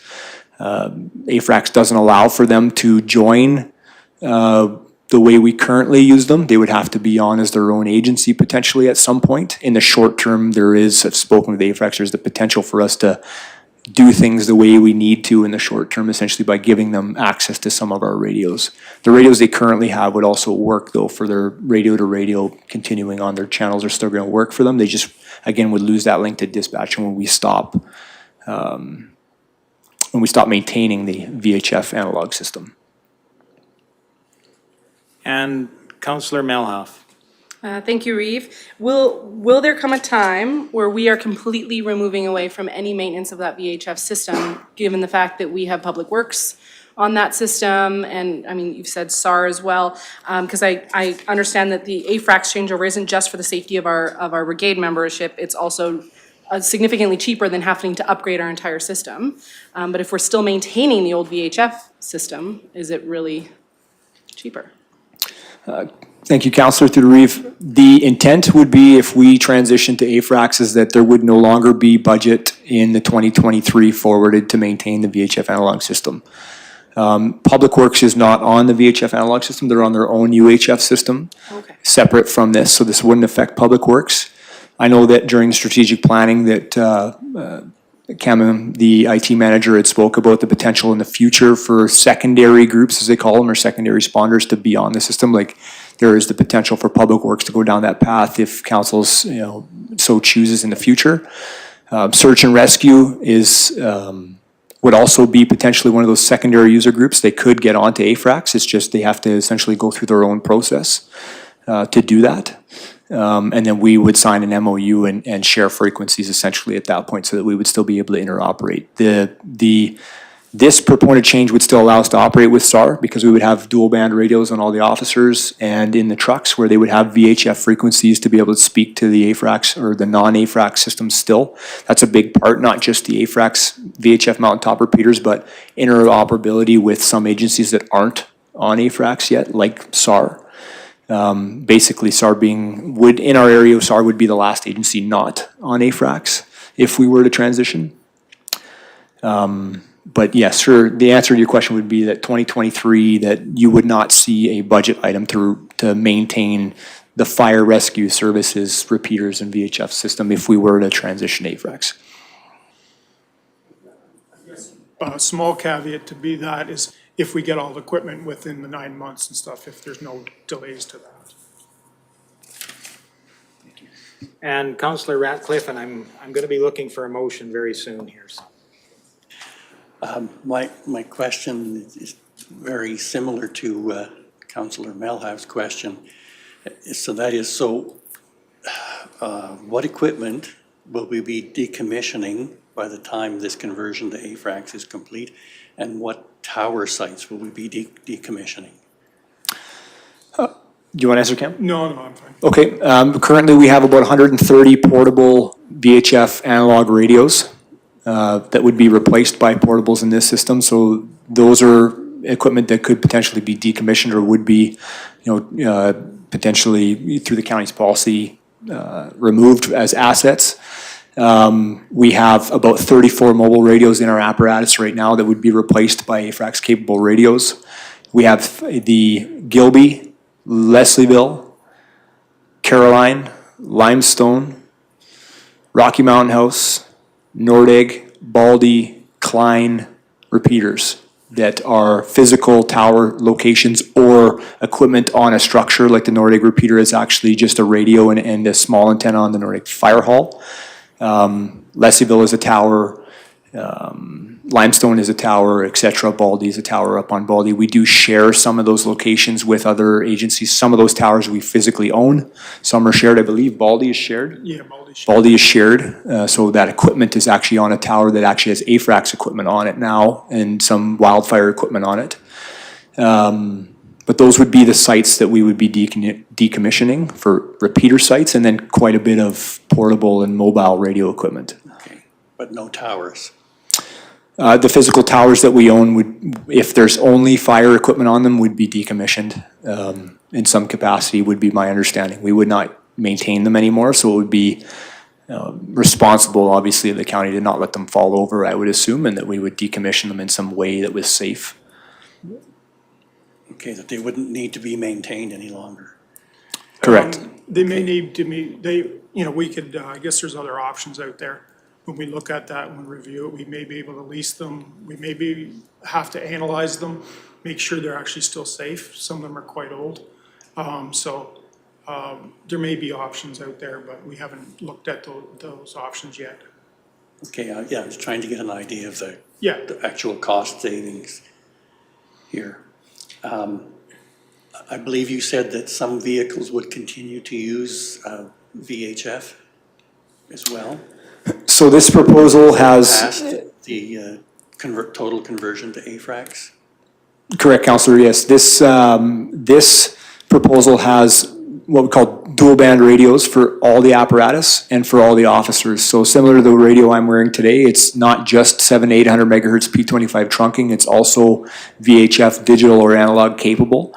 That's because we need that for the Vhf Mountaintop Repeaters for AFRAX, as well as we also need that for working with agencies that don't have AFRAX. For example, some wildfire channels, coordinating with Alberta Wildfire, coordinating with Rocky Search and Rescue, they don't have AFRAX. The RCMP does, all the EMS agencies do, Fish and Wildlife do, and the majority of our mutual aid partners for fire and rescue do as well.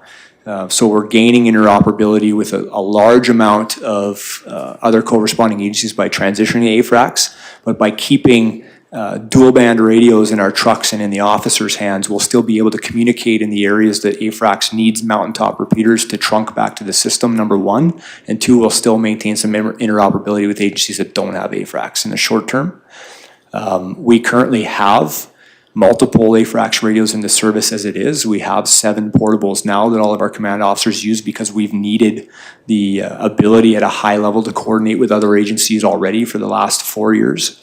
So we've transitioned slowly over the last 4 years to having AFRAX capable radios. This was just completing a full transition of the service over to AFRAX for our normal operations and off the analog VHF system. Does that answer your question? It answers that one, yes. My last question is, who will be the leaseholder for this equipment? Who are we leasing from? Is that the province? This is a request to send out an RFP.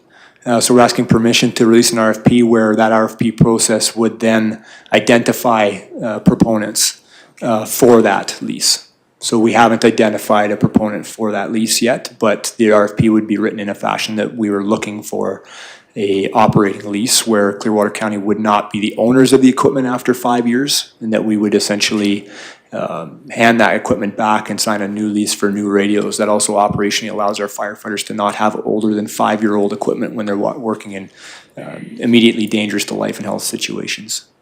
Okay, thank you. And Councillor Malhoff. Thank you, Reeve. I'm personally prepared to motion this, that council accept the Strategic Planning Committee recommendation to proceed with option 1A, radio system replacement to AFRAX for CRFRS, and direct administration to proceed with a request for proposal or tender. Okay, thank you. Any further discussion on that motion? Councillor Cermak. The thing that I want to kind of get my mind around, how much safer is it for the firefighters to have this system than the old system? Can you give me a brief rundown on how much benefit it is? Thank you, Councillor, and to the Reeve. Obviously, something that I'm super passionate about for our service is the safety of our members. So I appreciate the question. This system provides us a multitude of things that we currently don't have on our VHF analog system. To give you some background, the way our operations currently operate is if we get a dispatch, we have one channel that's repeated on all of those repeaters I listed off that Red Deer Dispatch monitors and records.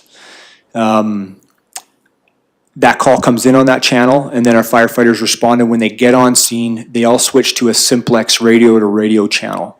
Because we have the system we have multiple areas in our 90% response zone, I'll call it, where the portable radios don't have the power to reach one of our 7 repeaters. So we have to transition to a simplex channel so that they can actually talk to each other on scene and have that safety communication. Now, because they're transitioning, that's a first point of failure for human beings, is they have to change radio channels when they're on an emergency scene. There's a point of human failure there, potential. Also, if it's something extremely hazardous, where like a structure fire, for an example, where crews are operating inside, a command officer then comes and assumes command and has to monitor 2 separate radio frequencies. They have to monitor the dispatching frequency and coordinate incoming resources, and they have to have a second radio and coordinate that simplex channel on scene with the resources that are actually working in the hazard zone. So that is also another point of failure. AFRAX would address both of those for us. AFRAX would have a dispatch channel where the call comes in on, and everyday run-of-the-mill calls, like a single apparatus response to a medical call, could remain on that dispatch frequency. And then the other tactical channels would be assigned right at time of dispatch. So if a station was responding for a structure fire, everybody would be assigned essentially to tactical 1. That channel is also recorded and monitored by dispatch. So now the channel that everybody's working on that emergency scene, they have their own dedicated channel to that scene, and that's recorded and monitored by dispatch. So if an incident commander that no longer now has to monitor 2 frequencies, firefighters don't have to change once they're on an emergency scene to a different channel. And if somebody misses a mayday call, for example, a firefighter in distress, dispatch will actually hear that now and be able to essentially let everybody know that there's an emergency going on scene. So that's 2 parts.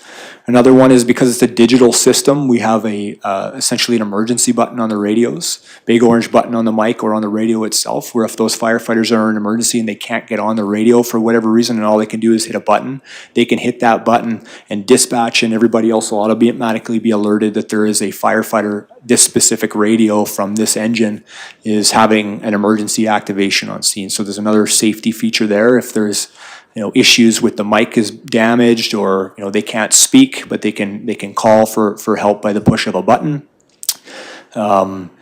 We have, under our testing, noticed that this is, we have a lot better reception on AFRAX. So essentially situations where we're working in areas where we don't have communications, AFRAX does a couple of things for us.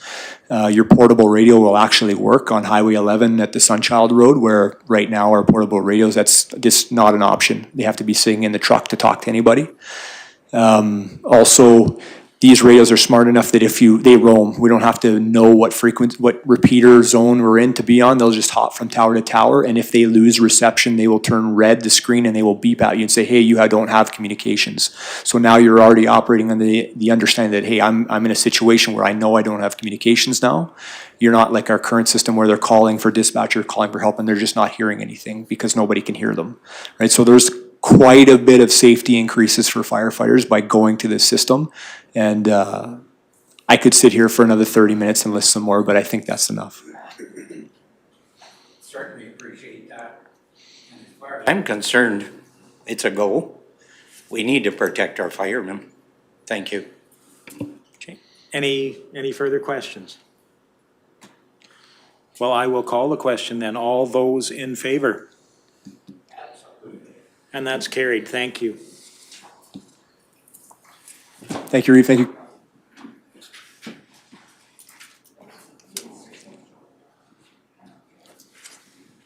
So I believe that brings us down to item 9. And I'll go to 9.1 first. Thank you, Reeve Lougheed. There's quite a few items on the interim CIO's report this meeting, so I will try and be brief, but certainly open to questions along the way. So the first item, the elected officials education program, is excited to announce a virtual offering of the municipal corporate planning and finance course. The benefits of that course are listed in the agenda item, as are the dates and times that it is being offered. And as per policy, council remuneration for attending is at a per diem rate. And I would just suggest if anyone's interested, please send an email to Tracy Lynn, our executive assistant, and let her know so that she can get you registered.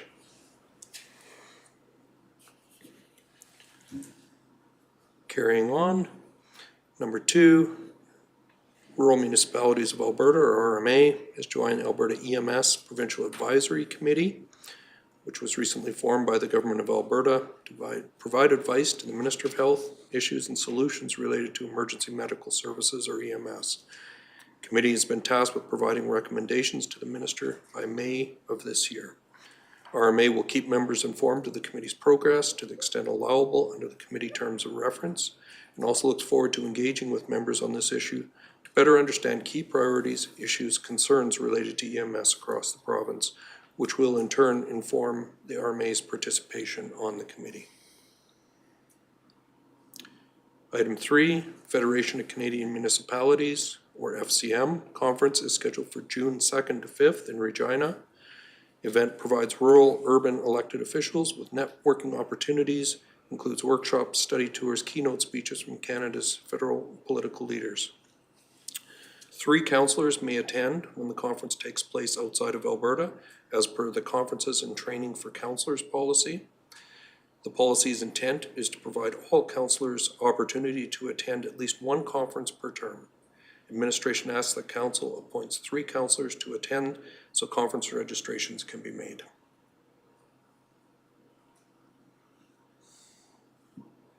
Interest in attending FCM? Councillor Swanson. I've attended twice in the past, and I feel it is very, very important to be attending these. Big learnings in regards to talking, of course, much like the RMA convention, but on a whole grander scale, because you are speaking to people, other elected officials from across the country. And it will be key, I feel, this particular one, because Alberta always has the strongest delegation going to these. And with the political climate, I feel like there's going to be a lot of conversation. So I'm going to leave my space. I'm not going to, I encourage the new councillors to attend if they can. Councillor Melhoff. Thank you, Reeve. I would like to respectfully request that I am able to attend this conference. I agree with what Councillor Swanson has said, and I have heard from many previous councillors that this is a great opportunity and many good learning chances for us, and I would like to respectfully request that I can attend. Okay. Councillor Graham. Thank you, Reeve Lougheed. I would like to attend this one day, but my stepdaughter will be graduating sometime at the start of June, and we don't know the date yet, so I would like to respectfully step back from attending it this year. And Deputy Reeve Northglenn. I would also like to attend this. Yeah. Okay. And I'm looking to my left. Is there interest in either of you to attend? If not, I will put my hand up for that one, but I was kind of holding out for Charlottetown or Quebec or something like that, but.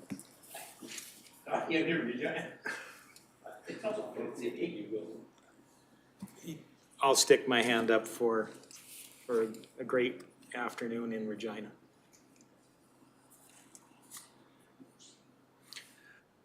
So I would suggest a motion be Okay. made and passed. Councillor Swanson. I'll motion that council appoints we appoint Councillor Melhoff, Councillor Northcott, or Deputy Reeve Northcott, and Reeve Lougheed to attend the FCM in June. Okay, any further discussion? Councillor Melhoff.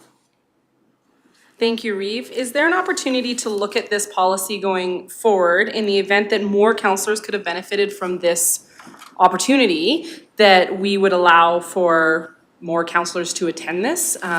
If they could have it, is there an opportunity to readdress this policy?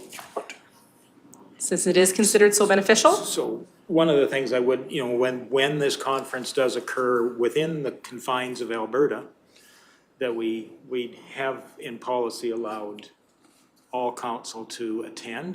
There might be value since the traveling portion of this is somewhat less when it's in our sister province. You're within driving distance sometimes, depending on your. Anyway, Mr. Hagan. Thank you, Reeve. And perhaps to that, my understanding of the current policy was a balancing between the cost and time involved in these, and providing the opportunity to all council members to be able to attend at least one of these sessions during the term. So where it is outside the province, obviously there are costs to be incurred in terms of travel and so forth. So that was the intent there. But of course, it's always up to council's purview to revise and change and review policies as they seem fit. So. And I was just trying to recall, the last FCM, was it in person? It was, okay. Virtual. It was a virtual, that's what I believed in.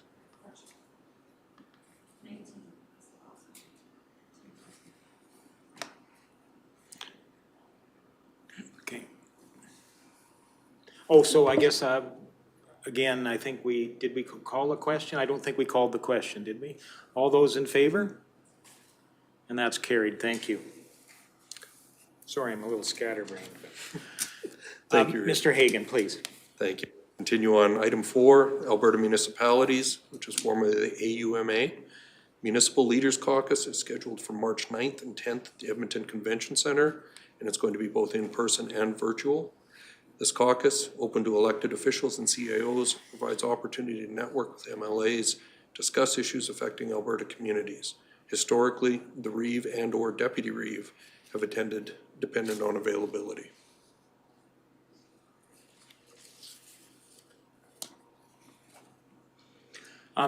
Well, certainly I would follow that responsibility then. And I open it up to Deputy Reeve Northcott as well, so. Yeah, for information, and I would also like to attend that as well. Again, Okay. I would suggest. Just suggest a motion. Councillor Melhoff, please.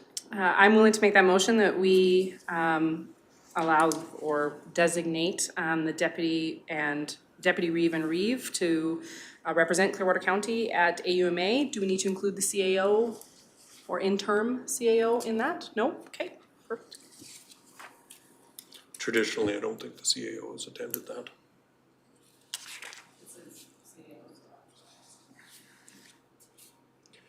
All right. Did we? Okay, all those in favor? And that's carried, thank you. Carrying on with item 5, as per the Wildrose School Division Board of Trustees Governance and Priorities Committee policy, the board meets annually with Clearwater County and Town of Rocky Mountain House Councils to facilitate mutual understanding of issues impacting the school division. The board proposes meeting virtually on March 22nd at 4 p.m. to discuss the capital plan for Condor schools, for the corridor schools, which would be both Condor and Leslieville, joint use agreements, or JUPAs, school resource officer position. Administration asks that councillors indicate their availability and authorize attendance. Well, I'm available for that.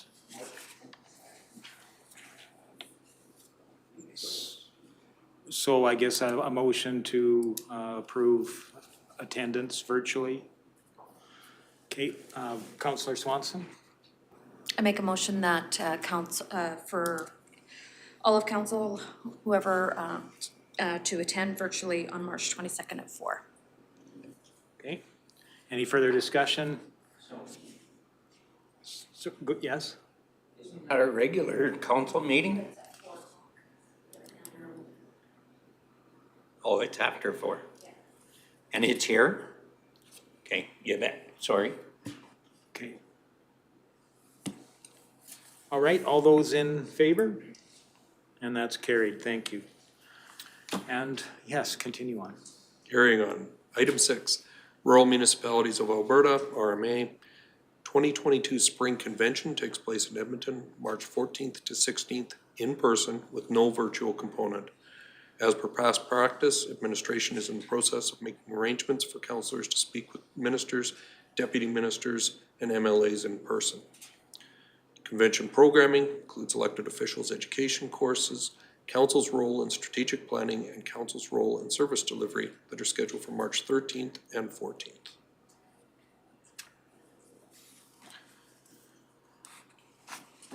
Tracy, Lynn, do we need to know if there's any particular meetings they want to have? Councillor Melhoff. Thank you, Reeve. Personally, I would like to go to the strategic planning that is available on March 13th and 14th if there is space available in that elected officials course.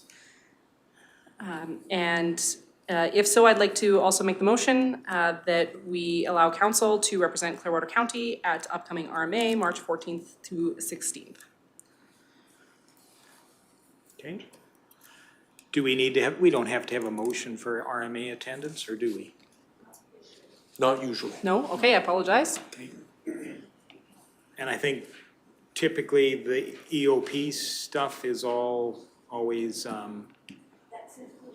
that's included in your educational aspects, so you're just indicating an interest in that. Yes, please. Is automatically endorsed by this council.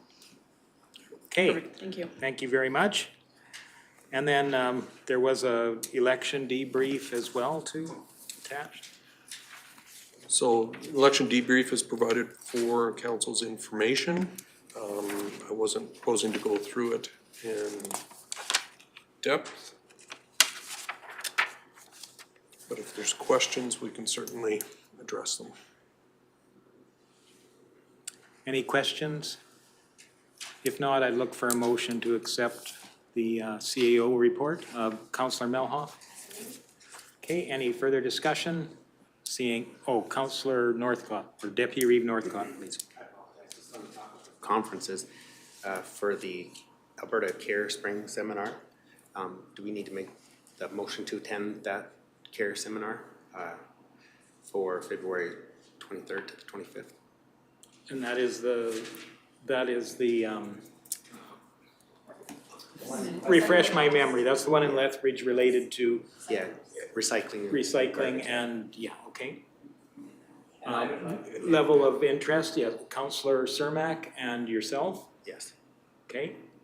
I guess a motion to that effect would be inappropriate, or appropriate.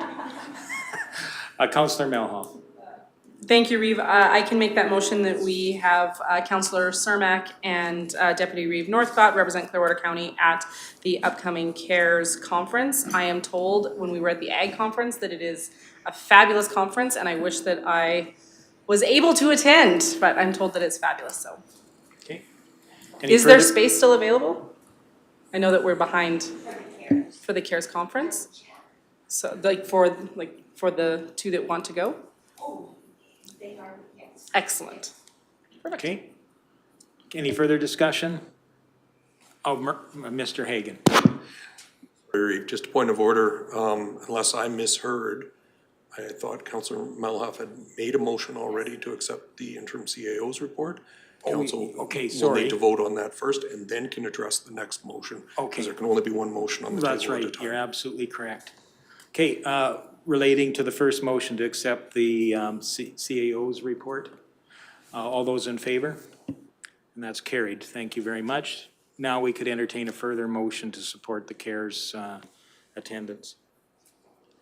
Councillor Malhoff. Thank you, Reeve. I will make the motion that we have Councillor Cermak and Deputy Reeve Northcott represent Clearwater County at the upcoming CARES conference. Thank you. Any further discussion on that point? If not, I call the question. All those in favor? And that is carried. Thank you. That brings us to councillor reports. And I'll go to Division 1 first.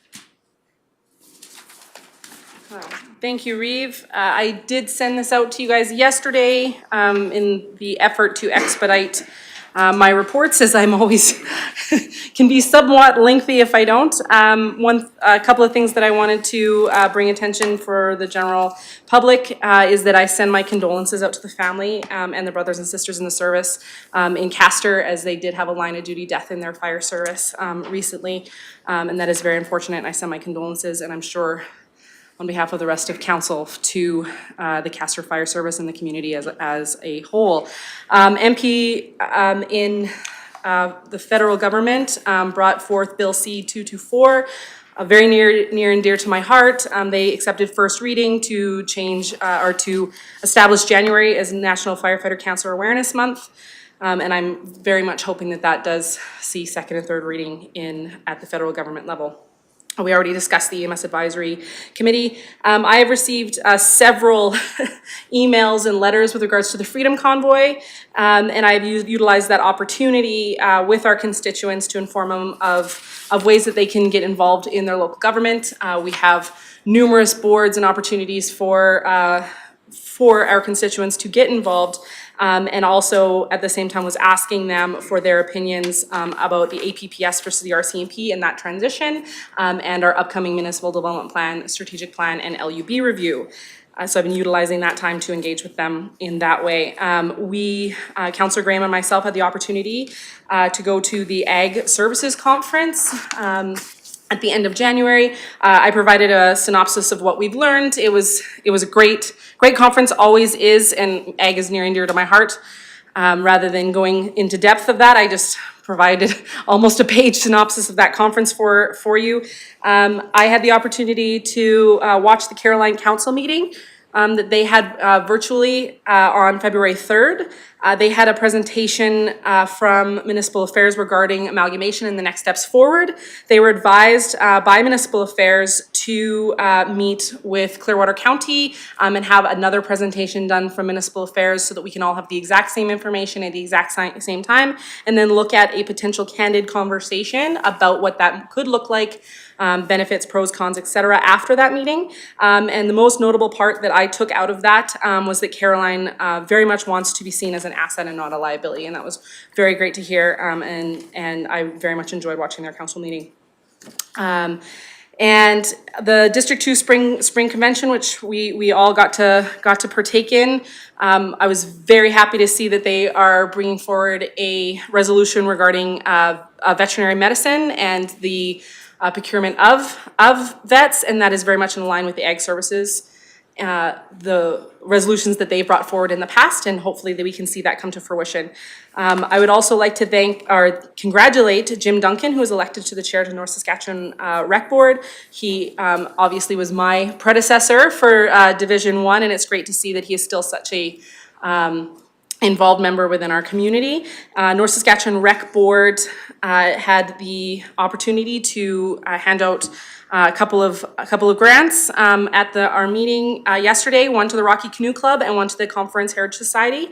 It's fabulous to see so many great organizations doing such great things within our municipality for rec and community.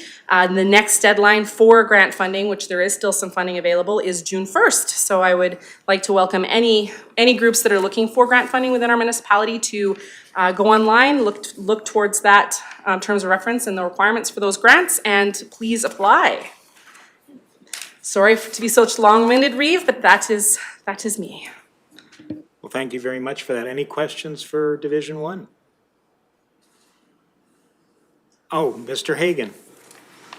Thank you, Reeve Lougheed. Councillor Mulhoff, with respect to your item regarding the observation of the Village of Caroline Council meeting and amalgamation, just wanted to inform council that administration for the county has reached out to municipal affairs and invited them to council's next meeting, February 22nd. Thank you. Division 2. Thank you, Reeve Lougheed. We need to switch up the order because mine's always short and Jenny's is always like awesome, but it's good.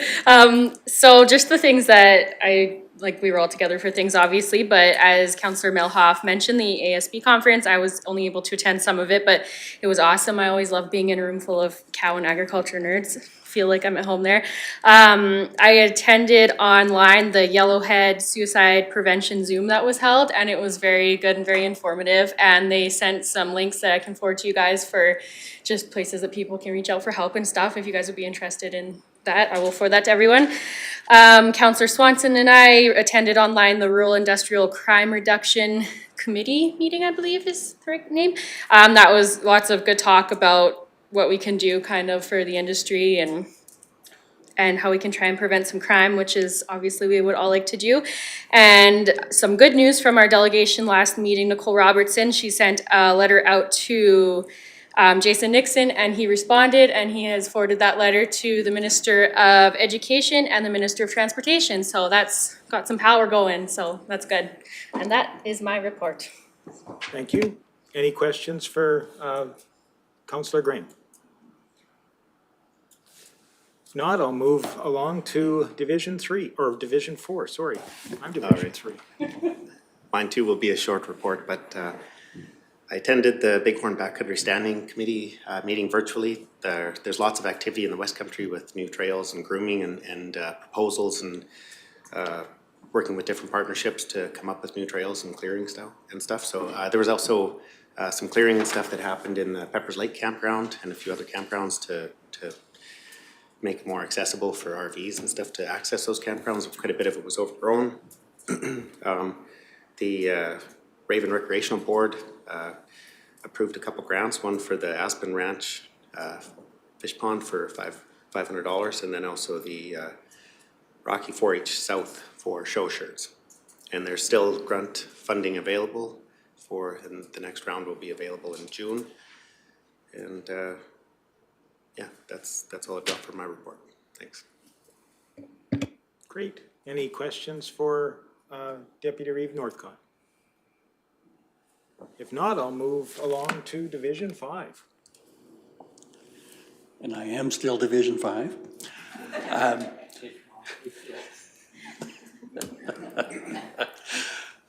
So most of what I've been involved in is being already covered. As Deputy Reeve Northcott mentioned, the Bighorn Backcountry Standing Committee had its first meeting, which was virtual. And it was very impressive, the amount of work being done by different groups to maintain and improve the trails in the backcountry. Really quite impressive with what's being done, that are a great asset to tourism in our area. And the North Saskatchewan Recreation Board has already been covered. I thought we had a great group and a great meeting on that yesterday. That's all I have. Any questions for Councillor Ratcliffe? Seeing none, I'll pass it along to Division 6. I only have a couple things to do. I also attended the Raven one, and we elected one of the previous councillors as chairman, Tim Hoban is the chairman of that board that we're on. And the Caroline Library would like me to thank the county for supporting them again another year. They really do appreciate it, and they do a great service to the southern part of this county. It's amazing the stuff that they do there. And I guess I want to bring up another one that I asked for information on the Agricultural Event Center. Is there any information that is available for that? Mr. Hagan? Yes, Councillor Cermak, through the Reeve, I believe we have that on our schedule for an upcoming meeting to bring information back to council and provide that information for you. Thank you. Any questions for Councillor Cermak? If not, I'll pass it along to Division 7. Thank you, Reeve. Attended the Rocky Library in person, first time. There was the dual, you could attend virtually or in person, so I attended in person. Things were new chairs, the board was newly elected, so as designated there. I would like to bring to the attention that they are starting back up, it's called Cults and Classics. It's these movies that they hold the first Wednesday, I believe. Maybe it's the second Wednesday. I know there's one tomorrow night, so if you want to go. They're only going to have one showing. They used to do 2 showings, 5 and 7, and now they're doing only one showing at 7 o'clock. So tomorrow night at the Rocky Cinemas, the show is called Nomadland, and I will forward council the movies that are selected for the next couple months, so if they'd like to go. Cash only at the door too. Also, I attended the the Rural Industry Crime Meeting with Councillor Graham virtually. They would like to, there are members on that committee that also serve on the industry side with the West Central stakeholders. So they want to coordinate a messaging across both, so their next meeting there'll be a light catch app demonstration there to allow, because they are concerned with the crime that's happening along these well leases where there is no other residents. At the Rocky Recreation Board meeting, there was a letter presented from the Plus 55 Games. So it was circulated for awareness and an invitation for expressions of interest for possible hosting in the future. So we directed, we asked the director to bring back information to the next meeting. New names for the arenas is now called the Rocky Regional Recreation Center. And I would like to also bring council's attention to the fact that on their NSRP are seeing more and more bookings. And so a new event that will be this year on the July long weekend is the Indian National Finals Rodeo and the Indian Relays on the long weekend. So that should be, I'm really interested in to go and partake. And then the bike track, the bike pump track. So the town is choosing their location at their meeting on March 1st. And because we've approved the budgetary item for the design for that the design will come after the location has been selected. I attended virtually the MCCAC and Municipality Climate blah, blah, blah. I can't remember what the acronym stands for. Electrical Vehicles Charging Program, which was virtually, it is a recorded session and it'll be available on their YouTube channel. And once it comes up, I'll send an email to everybody so if they want to watch it. It was very interesting. I did not realize there's 3 different plug types for electrical vehicles. So anyways, and so there's funding available for a level 2 and a level 3. So basically it is for not personal use, so it has to be public use and is specifically for municipalities and specifically for passenger vehicles. So if we had a plug-in for a fire truck, they ain't giving us money for a plug-in fire truck. So it is specifically for passenger vehicles. So that will be interesting going ahead in the future as once you guys get an opportunity to watch, if we feel that we need to support electric vehicle stations, charging stations in and around our municipality. And then the last thing is yesterday I attended an orientation for a subcommittee on CAPE called the Transportation Logistics Task Force. It was held virtually. There were 4 new councillors on this particular subcommittee, and as information comes forth, I will share with council. Great. Any questions for Councillor Swanson? Councillor Melhoff. Thank you, Reeve. Councillor Swanson, with regards to the electric vehicle charging program, is that something we should be pursuing for the Nordegg region, since it is so far away? It's my understanding these cars cannot go very far without being plugged back in, potentially to look at for our new sewer dumping station that we're in process of putting into capital funding. Potentially we should add this to that. And I think that is a great idea that we can talk about in our strategic planning. That's great. Yeah, and I would certainly echo that I think it's a great thought around planning for that community out west and making it a destination point as well. So, I know you guys have covered everything very well. I'll just briefly add, I did have the opportunity to attend the session hosted by the National Police Federation along with Deputy Reeve Northcott as well. So it was interesting hearing their perspectives about the Alberta proposed policing model and some of the challenges they see. It is a very complex machine with a lot of moving parts, and there's no simple solution to adjusting a policing model at any time. Can also report, looking out my living room window, that the Charlotte Small Elementary School is risen out of the ground. It is now a shell. They're working both inside and outside. There's working on some masonry work on the outside as well as finishing on the inside. Progress is going very quickly. They're working 7 days a week for very long days, probably 10, 12-hour days, 7 days a week. So they're definitely putting the energies into getting that project completed ASAP. And I think that's where I'll leave it for now. Looking for a motion to accept councillor reports for information. Councillor Graham, any further discussion? Call the question. All those in favor? And that's carried. Thank you very much. There are a number of reports from the various Regional Fire Rescue Services report, RIMBY, sundry RCMP reports. Any questions from any of those? I'm sure you've had a chance to look through all those. If not, I believe we should accept those reports for information. Do we need to do each one, or can we do it as a group? Okay, to accept those reports for information, Councillor Swanson. Any further discussion? Seeing none, I'll call the question. All those in favor? That's carried. Thank you very much. Let me grab my thing. And we have 3 items of correspondence as well. Anything to be highlighted in those correspondence pieces? Any questions?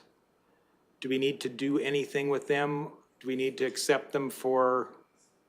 We need to accept them? Okay, so we would accept them for information as well. Looking for that motion, Councillor Melhoff. Any further discussion? Seeing none, I call the question. All those in favor? And that's carried. Thank you very much. I think that brings us to item 11, notices of motion. Are there any notices of motion? Seeing none, we need to move then into closed session. So I would be looking for a motion to go into closed session. Councillor Melhoff, all those in favor? And that's carried. Thank you very much.